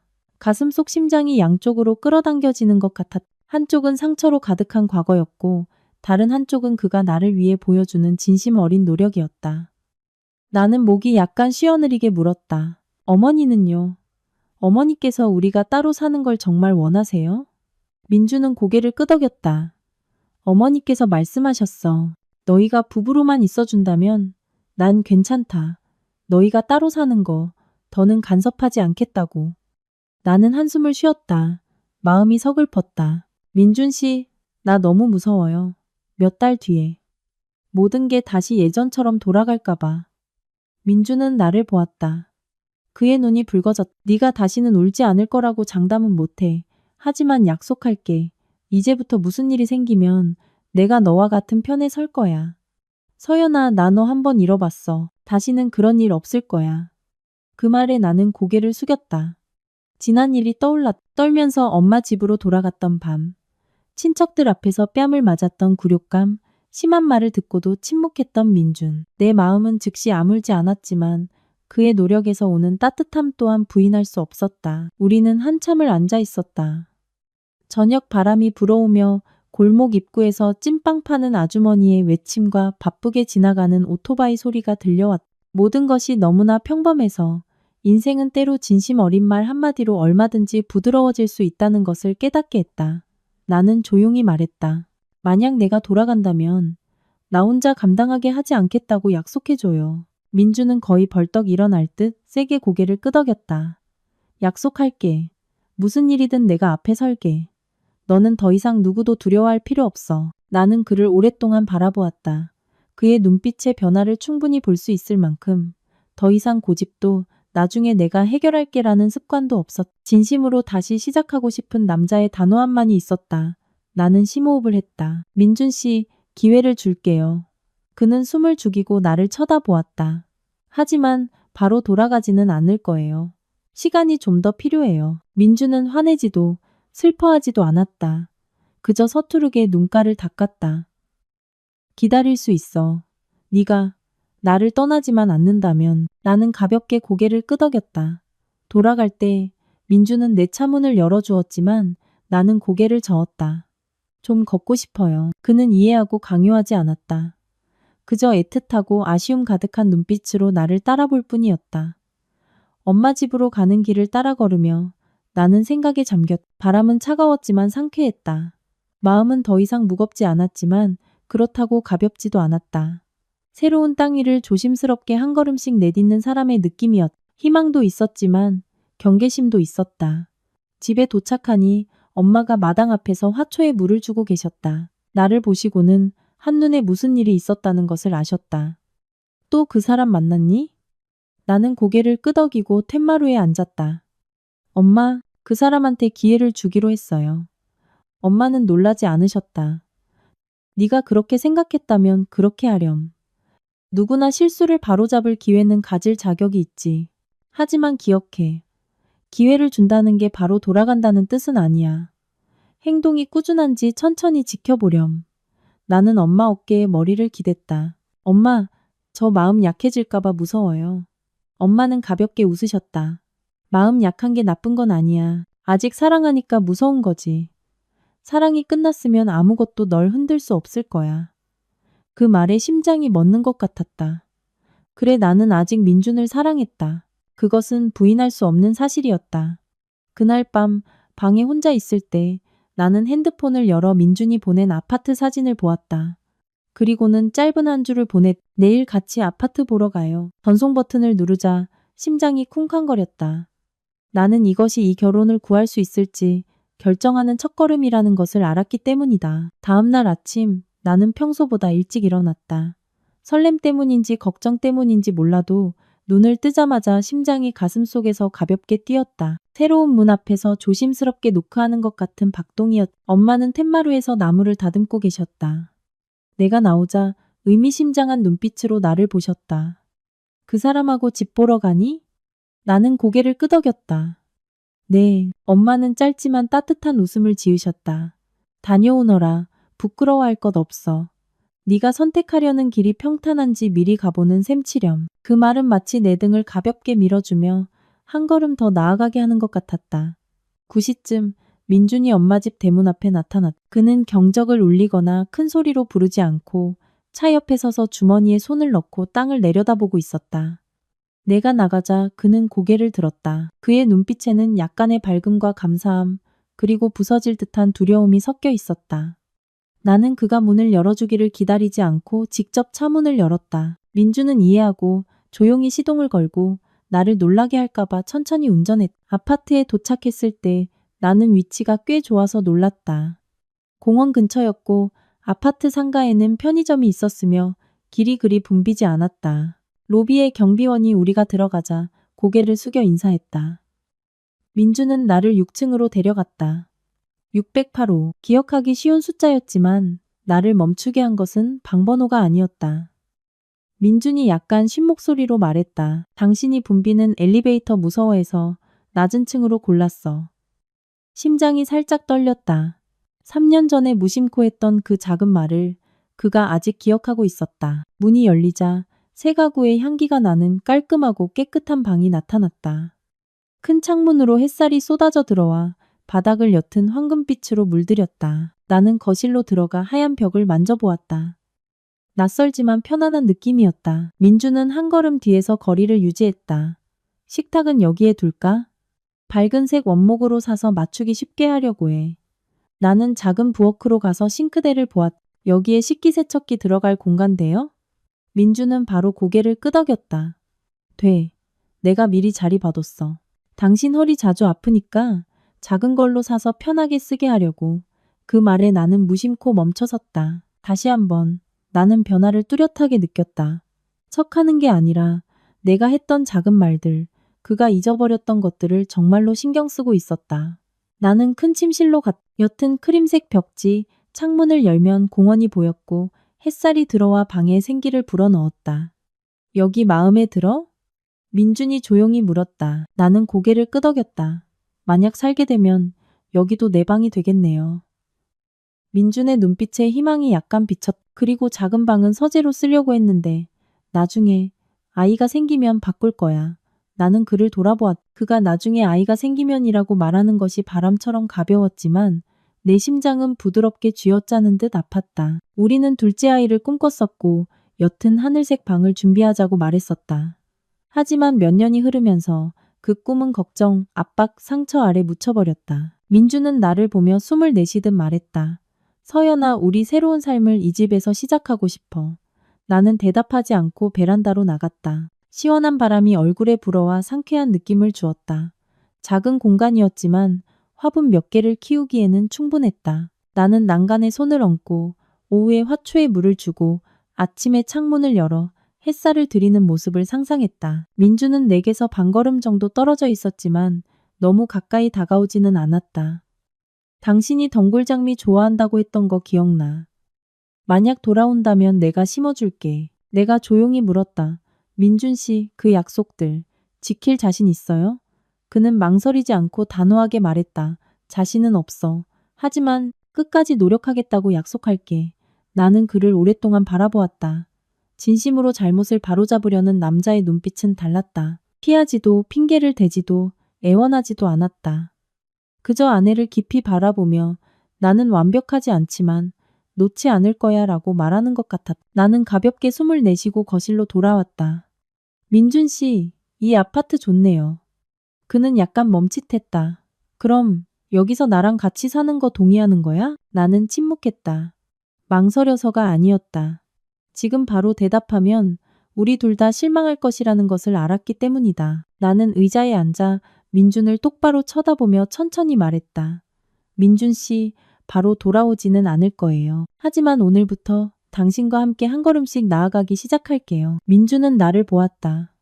눈이 확연히 붉어졌다. 고마워, 서연아. 우리는 침묵 속에서 아파트를 나섰다.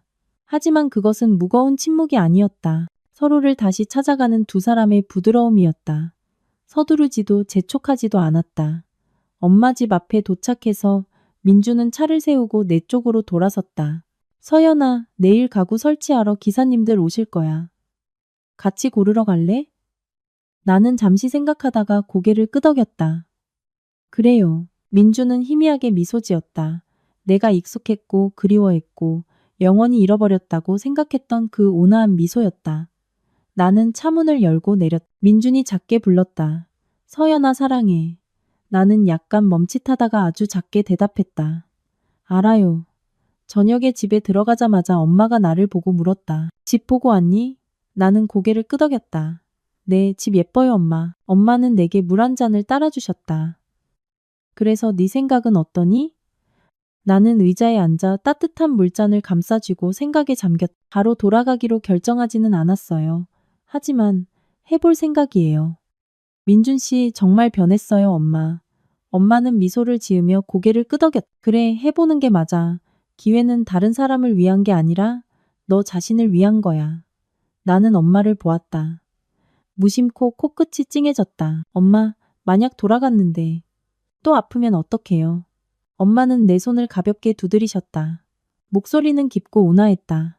아프면 다시 여기로 오면 돼. 이 집에는 언제나 내 방이 있어. 너는 절대 혼자가 아니야. 눈물이 흘렀지만 마음은 따뜻했다. 아마 그래서 다시 해볼 용기가 났을 것이다. 그날 밤 나는 침대에 누워 민준의 메시지를 다시 읽었다. 몇 주 만에 처음으로 내가 먼저 메시지를 보냈다. 내일 9시에 가구 보러 같이 가요.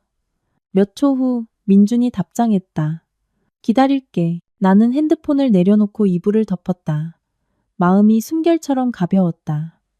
앞으로의 길이 쉽지는 않겠지만 적어도 오늘 나는 한 걸음 더 나아갔다. 다음 날 아침 나는 평소보다 일찍 일어났다. 엄마는 부엌에서 작은 찻주전자에 차를 끓이고 계셨다. 내가 나오자 미소 지으셨다. 그 사람하고 가구 보러 가니? 나는 고개를 끄덕였다. 마음속이 설레면서도 낯설었다. 네, 좀 이따 민준 씨가 데리러 올 거예요. 엄마는 내게 따뜻한 차 한 잔을 따라주셨다. 서연아, 기억해. 너는 다시 해보는 거지. 바로 돌아가는 게 아니야. 뭔가 아니다 싶으면 솔직하게 말해. 침묵하고 참지 마. 나는 엄마 손을 잡고 조용히 고개를 끄덕였다. 내가 어디를 가든 미래가 어떻든 여기로 돌아오면 나는 여전히 집이 있었다. 9시쯤 민준이 도착했다. 그는 단순한 셔츠를 입고 있었고 얼굴은 여전히 창백했지만 눈빛은 맑았다. 내가 대문으로 나가자 그는 그저 작게 안녕이라고 말했다. 나는 고개를 끄덕여 인사하고 차에 탔다. 아무도 더 말을 하지 않았지만 분위기는 이전처럼 어색하지 않았다. 그저 서로에게 다시 익숙해지는 연습을 하는 두 사람 같았다. 가구점에 도착하자 민주는 주도적으로 트렁크를 열고 가격표와 메모장을 꺼냈다. 그는 마치 모든 선택이 자신이 정말 변했다는 것을 증명할 기회인 것처럼 신중했다. 가게는 넓고 밝았으며 새 가구 냄새가 공기 중에 은은하게 퍼졌다. 판매원이 우리를 보자마자 활짝 웃었다. 어떤 종류 찾으세요? 침실, 거실, 아니면 주방 가구요? 민주는 내 쪽으로 돌아섰다. 어디부터 볼래? 나는 약간 놀랐다. 예전에는 물건을 살 때 항상 그가 결정했다. 나는 그저 따라다닐 뿐이었다. 거실부터 봐요. 내가 말했다. 민주는 고개를 끄덕이고 나와 나란히 걸을 수 있도록 속도를 늦췄다. 그는 내 손을 잡지도 서둘러 나를 끌고 가지도 자기 의견대로 선택하라고 강요하지도 않았다. 그저 조용히 따라오며 내가 입을 열기를 기다렸다. 나는 부드러운 디자인의 크림색 소파 앞에 멈췄다. 직물은 부드러웠다. 민준이 물었다. 이거 어때? 아니면 어두운 색이 더 좋아? 나는 의자에 앉아보았다. 쿠션감이 적당했다. 괜찮네요. 하지만 커버를 벗겨서 빨 수 있는 걸로 하고 싶어요. 청소하기 쉽게. 민주는 세게 고개를 끄덕였다. 메모장에 적으며 커버를 벗길 수 있는 곳을 다시 물어보겠다고 했다. 작은 디테일이었지만 마음이 약간 따뜻해졌다. 그는 정말로 기록하고 있었다. 예전처럼 고개만 끄덕이고 잊어버리는 것이 아니었다. 나는 식탁 코너로 갔다. 짙은 갈색의 호두나무 식탁 세트가 매우 아름다웠다. 디자인이 세련되었다. 나는 조명 아래 빛나는 테이블 표면을 가볍게 쓸어보았다. 민주는 내 등 뒤에 서서 작게 물었다. 이거 마음에 들어? 마음에 들면 이걸로 하자. 나는 고개를 저었다. 예쁘긴 한데 좀 크네요. 우리 집이 작아서 놓으면 좁아 보일 거예요. 민주는 몇 분 더 보더니 고개를 끄덕였다. 내 말이 맞아. 다른 걸로 고르자. 예전 같았으면 내가 이거 좀 커요라고 말하면 그는 커야 예쁘지. 내 말 들어라며 바로 결정했을 것이다. 하지만 오늘 그는 내가 결정할 수 있도록 한 걸음 물러섰다. 오전 내내 민주는 나를 따라다녔다. 내가 고르거나 고르지 않는 모든 것에 대해 의견을 물어 신중하게 메모했다. 판매원이 보고 웃었다. 남편분이 아내분을 정말 아끼시네요. 나는 멈칫했다. 민주는 놀림받은 아이처럼 얼굴이 빨개져 고개를 숙였다. 나는 아무 말도 하지 않았지만 마음속이 약간 따뜻해졌다. 주요 가구를 거의 다 고른 후 민준이 점심을 먹자고 했다. 나는 망설였지만 고개를 끄덕였다. 우리는 근처의 작은 식당으로 들어갔다. 우리가 막 결혼했을 때 먹었던 곳이었다. 돌아보니 옛 기억들이 밀려왔다. 그때는 가난해서 부부가 돼지갈비 덮밥 한 그릇을 나눠 먹으면서도 그는 웃으며 말했다. 나중에 집 사면 집안 물건은 전부 네가 고르게 해줄게. 나는 기억을 떠올리며 웃음이 터졌다. 하지만 이번에는 기뻐서 웃는 게 아니라 인생이 참 묘하게 둥글다고 느껴져서였다. 민주는 돼지갈비 덮밥 2그릇을 시키고 여전히 습관처럼 내게 뜨거운 국 한 그릇을 추가로 시켜주었다. 음식이 나오자 그는 작은 고기 한 점을 내 접시 옆에 놓아주며 바람처럼 부드러운 목소리로 말했다. 이게 더 부드러워. 먹기 편할 거야. 나는 민준을 보며 무슨 말을 해야 할지 몰랐다. 그는 정말로 아주 조금씩 노력하고 있었다. 잠시 침묵 속에서 식사를 한 후 민준은 젓가락을 내려놓고 나를 보았다. 서연아, 할 말이 있어. 듣고 결정해. 강요는 안 할게. 나는 고개를 들었다. 말해봐요. 민준은 심호흡을 했다. 다음 주말에 아파트로 이사해. 짐 정리하기 전에 네가 마지막으로 한번 봐줬으면 좋겠어. 돌아올지 말지 바로 결정하지 않아도 돼. 그냥 와서 보기만 해도 충분해. 나는 젓가락을 내려놓고 몇 초간 생각하다가 물었다. 민준 씨, 만약 이사 다 끝났는데도 내가 돌아가고 싶지 않으면 어떡할 거예요? 민준은 피하지 않았다. 그는 나를 보았다. 눈빛은 진솔했다. 받아들일게. 네가 여기 있고 나랑 얘기만 해준다면 기다릴게. 심장이 멎는 것 같았다. 나는 며칠 동안 품고 있던 질문을 이어서 했다. 어머니와의 일은요? 만약 나중에 어머니가 또 제게 심한 말을 하시면 어떻게 할 거예요? 민주는 망설이지 않았다. 내가 막을게. 서연아. 예전에는 침묵이 화합을 지키는 방법이라고 생각했지만 사실은 침묵이 너를 더 아프게 한다는 걸 알았어. 다시는 너 혼자 있게 하지 않을 거야. 나는 민준을 오랫동안 바라보았다. 그가 진심으로 말하는지 보려는 게 아니라 내가 다시 믿을 수 있을지 보려고. 한참 후에야 나는 조용히 말했다. 알았어요. 다음 주말에 집 보러 갈게요. 민주는 안도의 한숨을 쉬었다. 입꼬리가 마치 좋아하는 것을 허락받은 아이처럼 살짝 올라갔다. 오후에 민주는 나를 데려다 주었지만 엄마 집에서 100m 정도 떨어진 곳에 멈췄다. 그는 이웃들이 수군거리는 것을 원치 않았고 엄마를 불편하게 하고 싶지도 않았다. 내가 차에서 내리자 민준이 작게 불렀다. 서연아. 나는 돌아섰다. 왜요? 민준은 나를 보았다. 그의 눈빛에는 걱정과 희망이 섞여 있었다. 기회를 줘서 고마워. 나는 조용히 고개를 끄덕이고 돌아서서 걸어갔다. 하지만 집대문 가까이 갔을 때 나는 무심코 멈춰섰다. 한마디 말이 바람처럼 머리를 스쳐 지나갔다. 내가 시도하지 않으면 지킬 가치가 있는 것을 놓칠지도 몰라. 나는 다시 한번 민준을 돌아보았다. 그는 여전히 그곳에 서서 핸들에 손을 얹고 내가 사라질까봐 두려운 듯 나를 따라보고 있었다. 나는 아주 작은 미소를 지었다. 그가 믿을 수 없다는 듯 멈칫하게 만들 만큼 작은 미소였다. 저녁에 엄마와 앉아 그날의 일을 이야기했다. 엄마는 다 듣고 한마디만 물으셨다. 내 마음이 좀 가벼워졌니? 나는 고개를 끄덕였다. 네, 훨씬 가벼워졌어요. 엄마는 내 손 위에 당신의 손을 얹으셨다.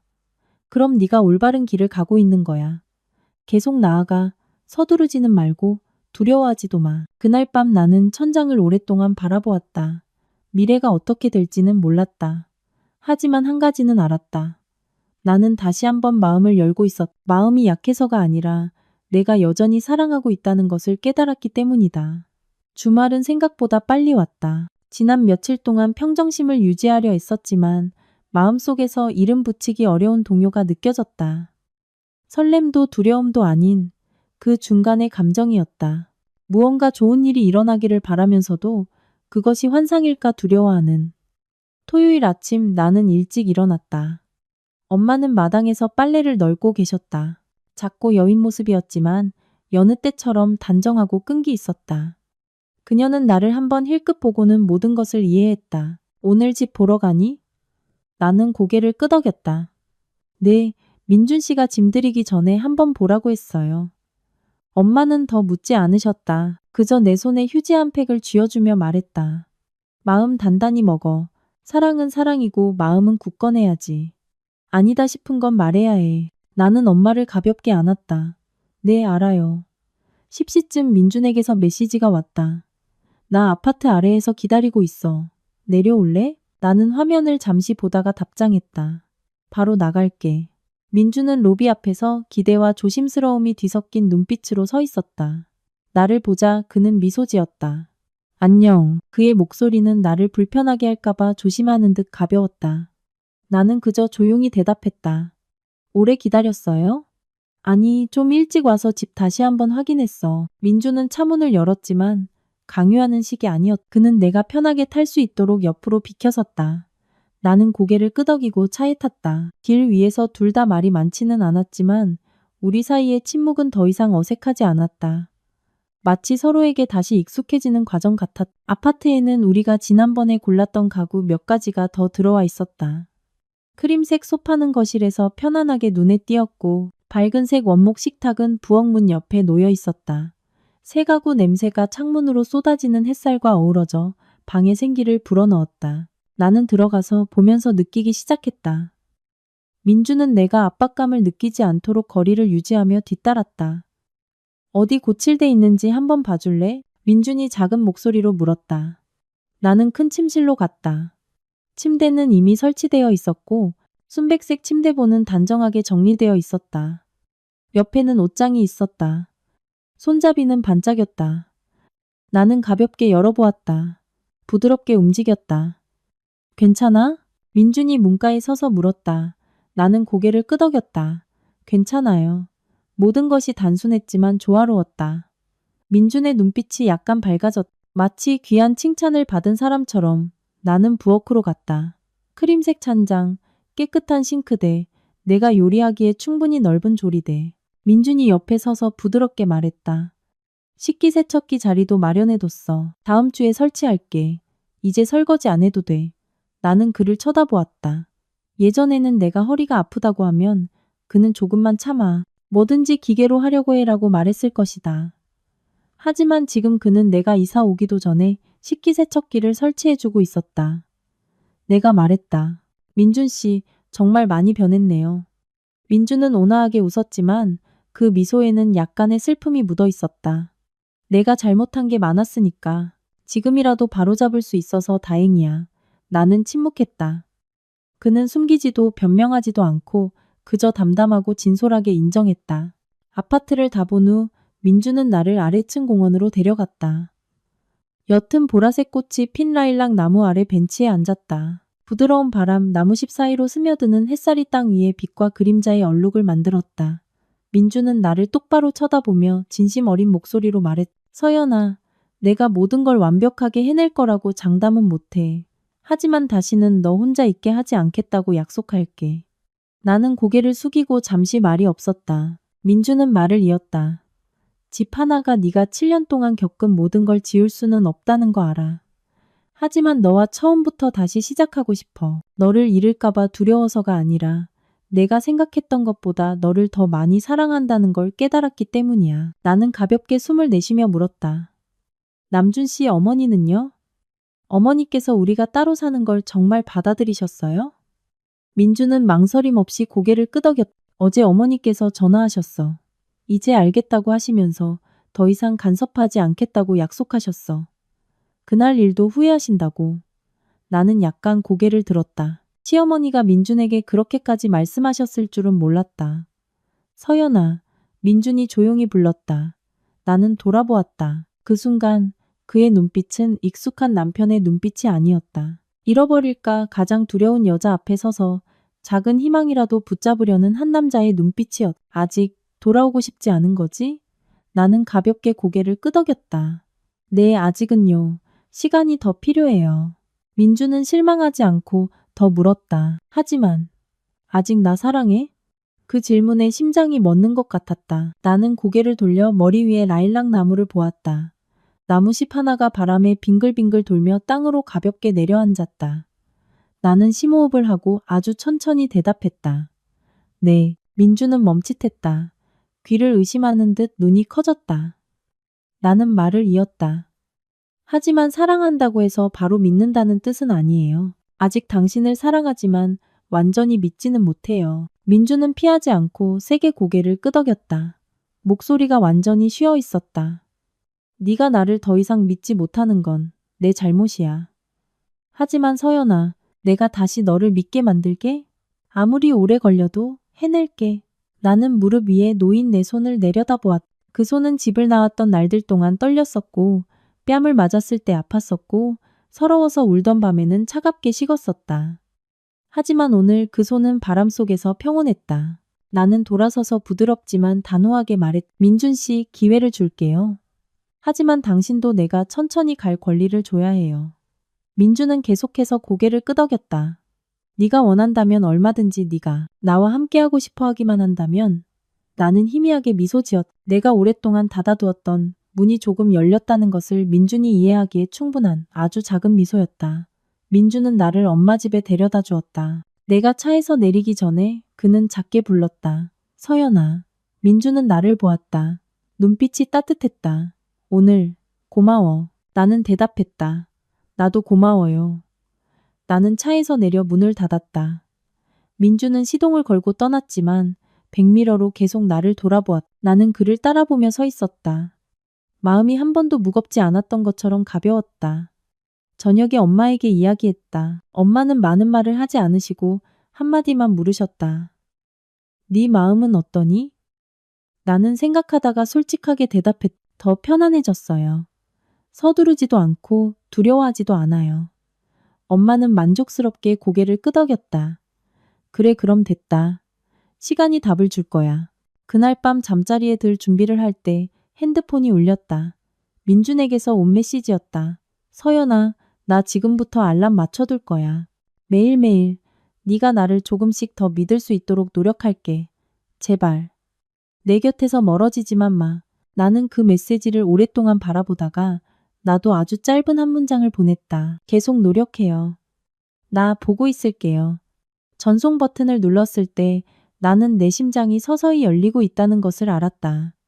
느리지만 진심으로. 민준이 새 아파트로 이사한 지 일주일이 지났지만 나는 여전히 거리를 두었다. 매일 그는 내게 몇 통의 메시지를 보냈다. 길지도 강요하지도 않았다. 그저 아주 평범한 일상 이야기였다. 집에 도착했어. 오늘 김치찌개 끓였는데 좀 짜더라. 그래도 먹을만 했어. 커튼 달았어. 이 색깔 마음에 들어? 덩굴장미는 건조한 계절에 심어야 한대. 내일 화원에 가서 더 물어봐야겠어. 나는 하나도 빠짐없이 다 읽었지만 답장은 거의 하지 않았다. 어떤 날 저녁에는 그저 응, 알았어 라고만 보냈다. 하지만 민주는 끈기 있었다. 비난하지도 재촉하지도 나를 지치게 하지도 않았다. 그 아파트는 마치 그가 아내를 사랑하는 법을 다시 배우는 작은 하늘 같았다. 어느 날 퇴근길 비가 추적추적 내렸고 길은 평소보다 더 막혔다. 내가 회사 처마 밑에서 비가 그치기를 기다리고 있을 때 우산을 든 한 사람이 달려오는 것이 보였다. 민준이었다. 그는 내 앞에 우산을 내밀었. 숨이 아직 가빴다. 지나가다가 비가 많이 와서 네가 젖을까봐 걱정돼서. 나는 그를 보았다. 셔츠 어깨가 비에 젖었고 머리카락도 약간 젖어 있었다. 무심코 무언가 부드러운 것이 마음속으로 스며들었다. 당신 다 젖었잖아요. 내 목소리가 무의식적으로 부드러워졌다. 민주는 약간 어색하게 웃었다. 조금 젖는 건 괜찮아. 친정으로 갈 거야. 아니면 나는 망설였다. 택시를 탈 수도, 엄마에게 전화할 수도, 비가 그치기를 기다릴 수도 있었다. 하지만 나는 내 입에서 나오는 말을 들었다. 아파트로 데려다 줘요. 오늘 당신이 어떻게 정리했는지 보고 싶어요. 민주는 마치 100년을 기다린 말을 들은 사람 같았다. 그는 아무 말도 하지 않고 우산을 살짝 기울여 나를 자신보다 더 많이 가려주었다. 바람이 불어 비가 그의 어깨를 때렸지만 그는 여전히 나를 위해 우산을 들고 있었다. 처음으로 나는 그를 따라 아파트로 갔다. 돌아가야 할 아내로서가 아니라 마음의 문을 다시 열지 고민하는 한 사람으로서. 아파트에 들어서자 이상하게 따뜻했다. 부드러운 노란 조명, 새 가구 냄새, 그리고 식탁 위에 놓인 하얀 장미 한 다발. 내가 물었. 이 꽃 당신이 샀어요? 민주는 약간 부끄러운 듯 머리를 극적였다. 네가 하얀 장미 좋아하는 거 기억나서. 예전에 하얀 장미가 평온한 느낌을 준다고 했잖아. 나는 침묵했다. 그가 기억하고 있었다. 사실은 모든 것을 기억하고 있었던 것이다. 단지 예전에는 너무 익숙해서 나의 존재를 당연하게 여겨 소중함을 잊었던 것뿐이다. 민주는 창문을 열었다. 시원한 바람이 불어 들어왔다. 그는 돌아보지 않고 조용히 말했다. 서연아, 뭐 마실래? 전기포트 새로 샀어. 나는 부엌으로 들어갔다. 주위를 둘러보니 모든 찬장이 깔끔했고 모든 물건이 제자리에 있었다. 화려하지는 않았지만 정성이 가득했다. 마치 한 사람이 돌아오기만을 기다리며 모든 것이 정리된 공간에 들어온 것 같았다. 내가 말했다. 따뜻한 물 한 잔만 줘요. 민주는 고개를 끄덕이고 준비하러 갔다. 그는 내게 등을 돌리고 있었고 동작은 약간 서툴렀지만 최선을 다했다. 마치 나를 슬프게 하지 않기 위해 가장 작은 것들까지 다시 배우는 사람처럼 그가 물잔을 가져왔을 때 나는 무심코 말했다. 민준 씨, 앉아요. 얘기 좀 해요. 민주는 약간 멈칫하다가 내 맞은편에 앉았다. 그의 얼굴은 마치 내가 선고를 내릴 것처럼 긴장으로 가득했다. 나는 그를 똑바로 쳐다보았다. 민준 씨, 지난 몇 주 동안 당신을 지켜봤어요. 당신이 정말 변했다는 걸 느껴요. 모르는 척한 게 아니에요. 단지 내 옛 상처들이 바로 아물지 않아서 그랬어요. 민주는 세게 고개를 끄덕였다. 이해해. 바로 믿어달라고 조르지 않을게. 나는 말을 이었다. 목소리는 낮고 부드러웠. 어떤 때는 바로 돌아가고 싶었고 어떤 때는 또 무서웠어요. 하지만 오늘 당신이 나를 위해 우산을 씌워주고 비를 맞으며 나를 기다렸을 때 나는 깨달았어요. 내가 필요한 건 큰 집이나 많은 돈이 아니라는 걸요. 비가 내릴 때 내 곁에 서줄 사람이 필요하다는 걸요. 민주는 고개를 숙였. 나는 그의 손끝이 약간 떨리는 것을 보았다. 나는 심호흡을 하고 물잔을 테이블에 내려놓은 뒤 한 글자 한 글자 분명하게 말했다. 민준 씨, 나 돌아가고 싶어요. 민주는 마치 전기에 감전된 사람처럼 고개를 번쩍 들었다. 그의 눈빛은 기쁨과 놀라움, 그리고 믿을 수 없다는 듯한 두려움으로 가득했다. 서연아, 너 지금 진심이야? 그의 목소리가 갈라졌다. 나는 고개를 끄덕였다. 진심이에요. 하지만 민주는 내가 말을 끝내기를 조용히 기다렸다. 나는 말을 이었다. 내가 돌아간다고 해서 과거의 모든 일이 지워지는 건 아니에요. 돌아가지만 만약 당신이 또다시 나를 혼자 감당하게 한다면 나는 떠날 거예요. 화가 나서가 아니라 나 자신을 지켜야 하니까요. 민주는 숨이 막힐 듯 거칠게 고개를 끄덕였다. 알아, 약속할게. 다시는 너를 아프게 하지 않을게. 내가 앞에 설게. 너를 보호하고 존중할게. 서연아, 만약 네가 나에게 다시 시작할 인생을 준다면 고맙겠어. 나는 민준을 보았다. 나에게 상처를 주었고 동시에 내 가장 아름다운 시절을 함께했던 남자. 그를 그렇게 보니 목이 메었. 나는 더 아무 말도 하지 않고 그에게 다가갔다. 민주는 벌떡 일어났지만 바로 나를 안지 못하고 마치 깨지기 쉬운 귀한 것을 보듯 나를 바라보기만 했다. 내가 조용히 고개를 끄덕이자 민주는 비로소 손을 들어 나를 품에 안았다. 강하지도 서두르지도 않았지만 잃어버렸다고 생각했던 것을 다시 잡은 한 남자의 모든 기다림이 담긴 포옹이었다. 나는 민준의 어깨에 머리를 기댔다. 그 순간 나는 그의 심장이 불규칙하게 뛰는 것을 들었다. 마치 긴 길을 달려온 사람처럼. 민주는 떨리는 목소리로 내 귓가에 속삭였다. 서연아, 고마워. 나에게 돌아와줘서 고마워. 나는 눈을 감고 온몸의 긴장을 풀었. 민준 씨, 우리 다시 시작하자. 그날 밤 엄마 집에 돌아와서 나는 말했다. 엄마, 저 결심했어요. 민준 씨한테 돌아갈 거예요. 엄마는 놀라지 않는 눈빛으로 나를 보셨다. 그저 온화하고 깊었다. 서연아, 네가 사랑해서 선택한 거지 두려워서 선택한 게 아니지? 나는 고개를 끄덕였다. 네, 그 사람이 다시 한번 기회를 받을 자격이 있다고 생각해서 선택했어요. 엄마는 내 손을 잡으셨다. 목소리는 평온했다. 그럼 가거라. 결혼은 이기고 지는 전쟁이 아니야. 두 사람이 제때 멈출 줄 알고 제때 고칠 줄 아는 거지.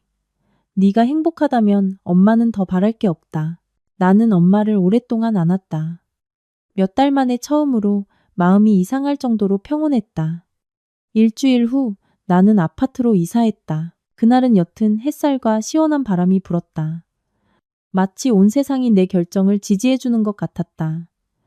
민주는 문 앞에서 하얀 장미 다발을 들고 기다리고 있었다. 내가 다가가자 그는 아무 말도 하지 않고 꽃을 내게 건넸다. 나는 웃었다. 꽃 정말 예쁘다. 민준이 대답했다. 눈가가 붉어져 있었다. 네가 돌아온 게 더 예뻐. 나는 짐을 내려놓고 우리 둘이 처음부터 다시 시작할 아파트로 들어섰다. 완벽하지도 시끄럽지도 거창한 약속도 없었다. 그저 새롭고 부드럽고 충분한 삶이었다. 앞으로 파도가 있을 것을 알았다. 하지만 이번에는 나와 민준이 함께 설 것이다. 더 이상 나 혼자 맞서지 않을 것이다. 이 세상 누구도 실수를 피할 수는 없. 서로를 잃어버리고 나서야 한때 당연하게 여겼던 사람이 얼마나 소중했는지 깨닫게 된다. 나와 민주는 그 넘어짐으로 가득한 길을 지나고 나서야 결혼은 맹세로 지키는 것이 아니라 매일의 행동과 존중으로 지켜나가는 것임을 이해하게 되었다. 만약 제 이야기가 당신의 마음에 닿았다면 부디 한 가지를 기억해 주셨으면 합니다. 결코 당신 자신의 아픔 앞에서 침묵하지 마세요. 그리고 그 사람이 진심으로 잘못을 뉘우치고 당신을 합당한 자리에 놓아줄 줄 안다면 서로에게 다시 한번 기회를 주는 것을 두려워하지 마세요. 이야기 끝까지 들어주셔서 감사합니다.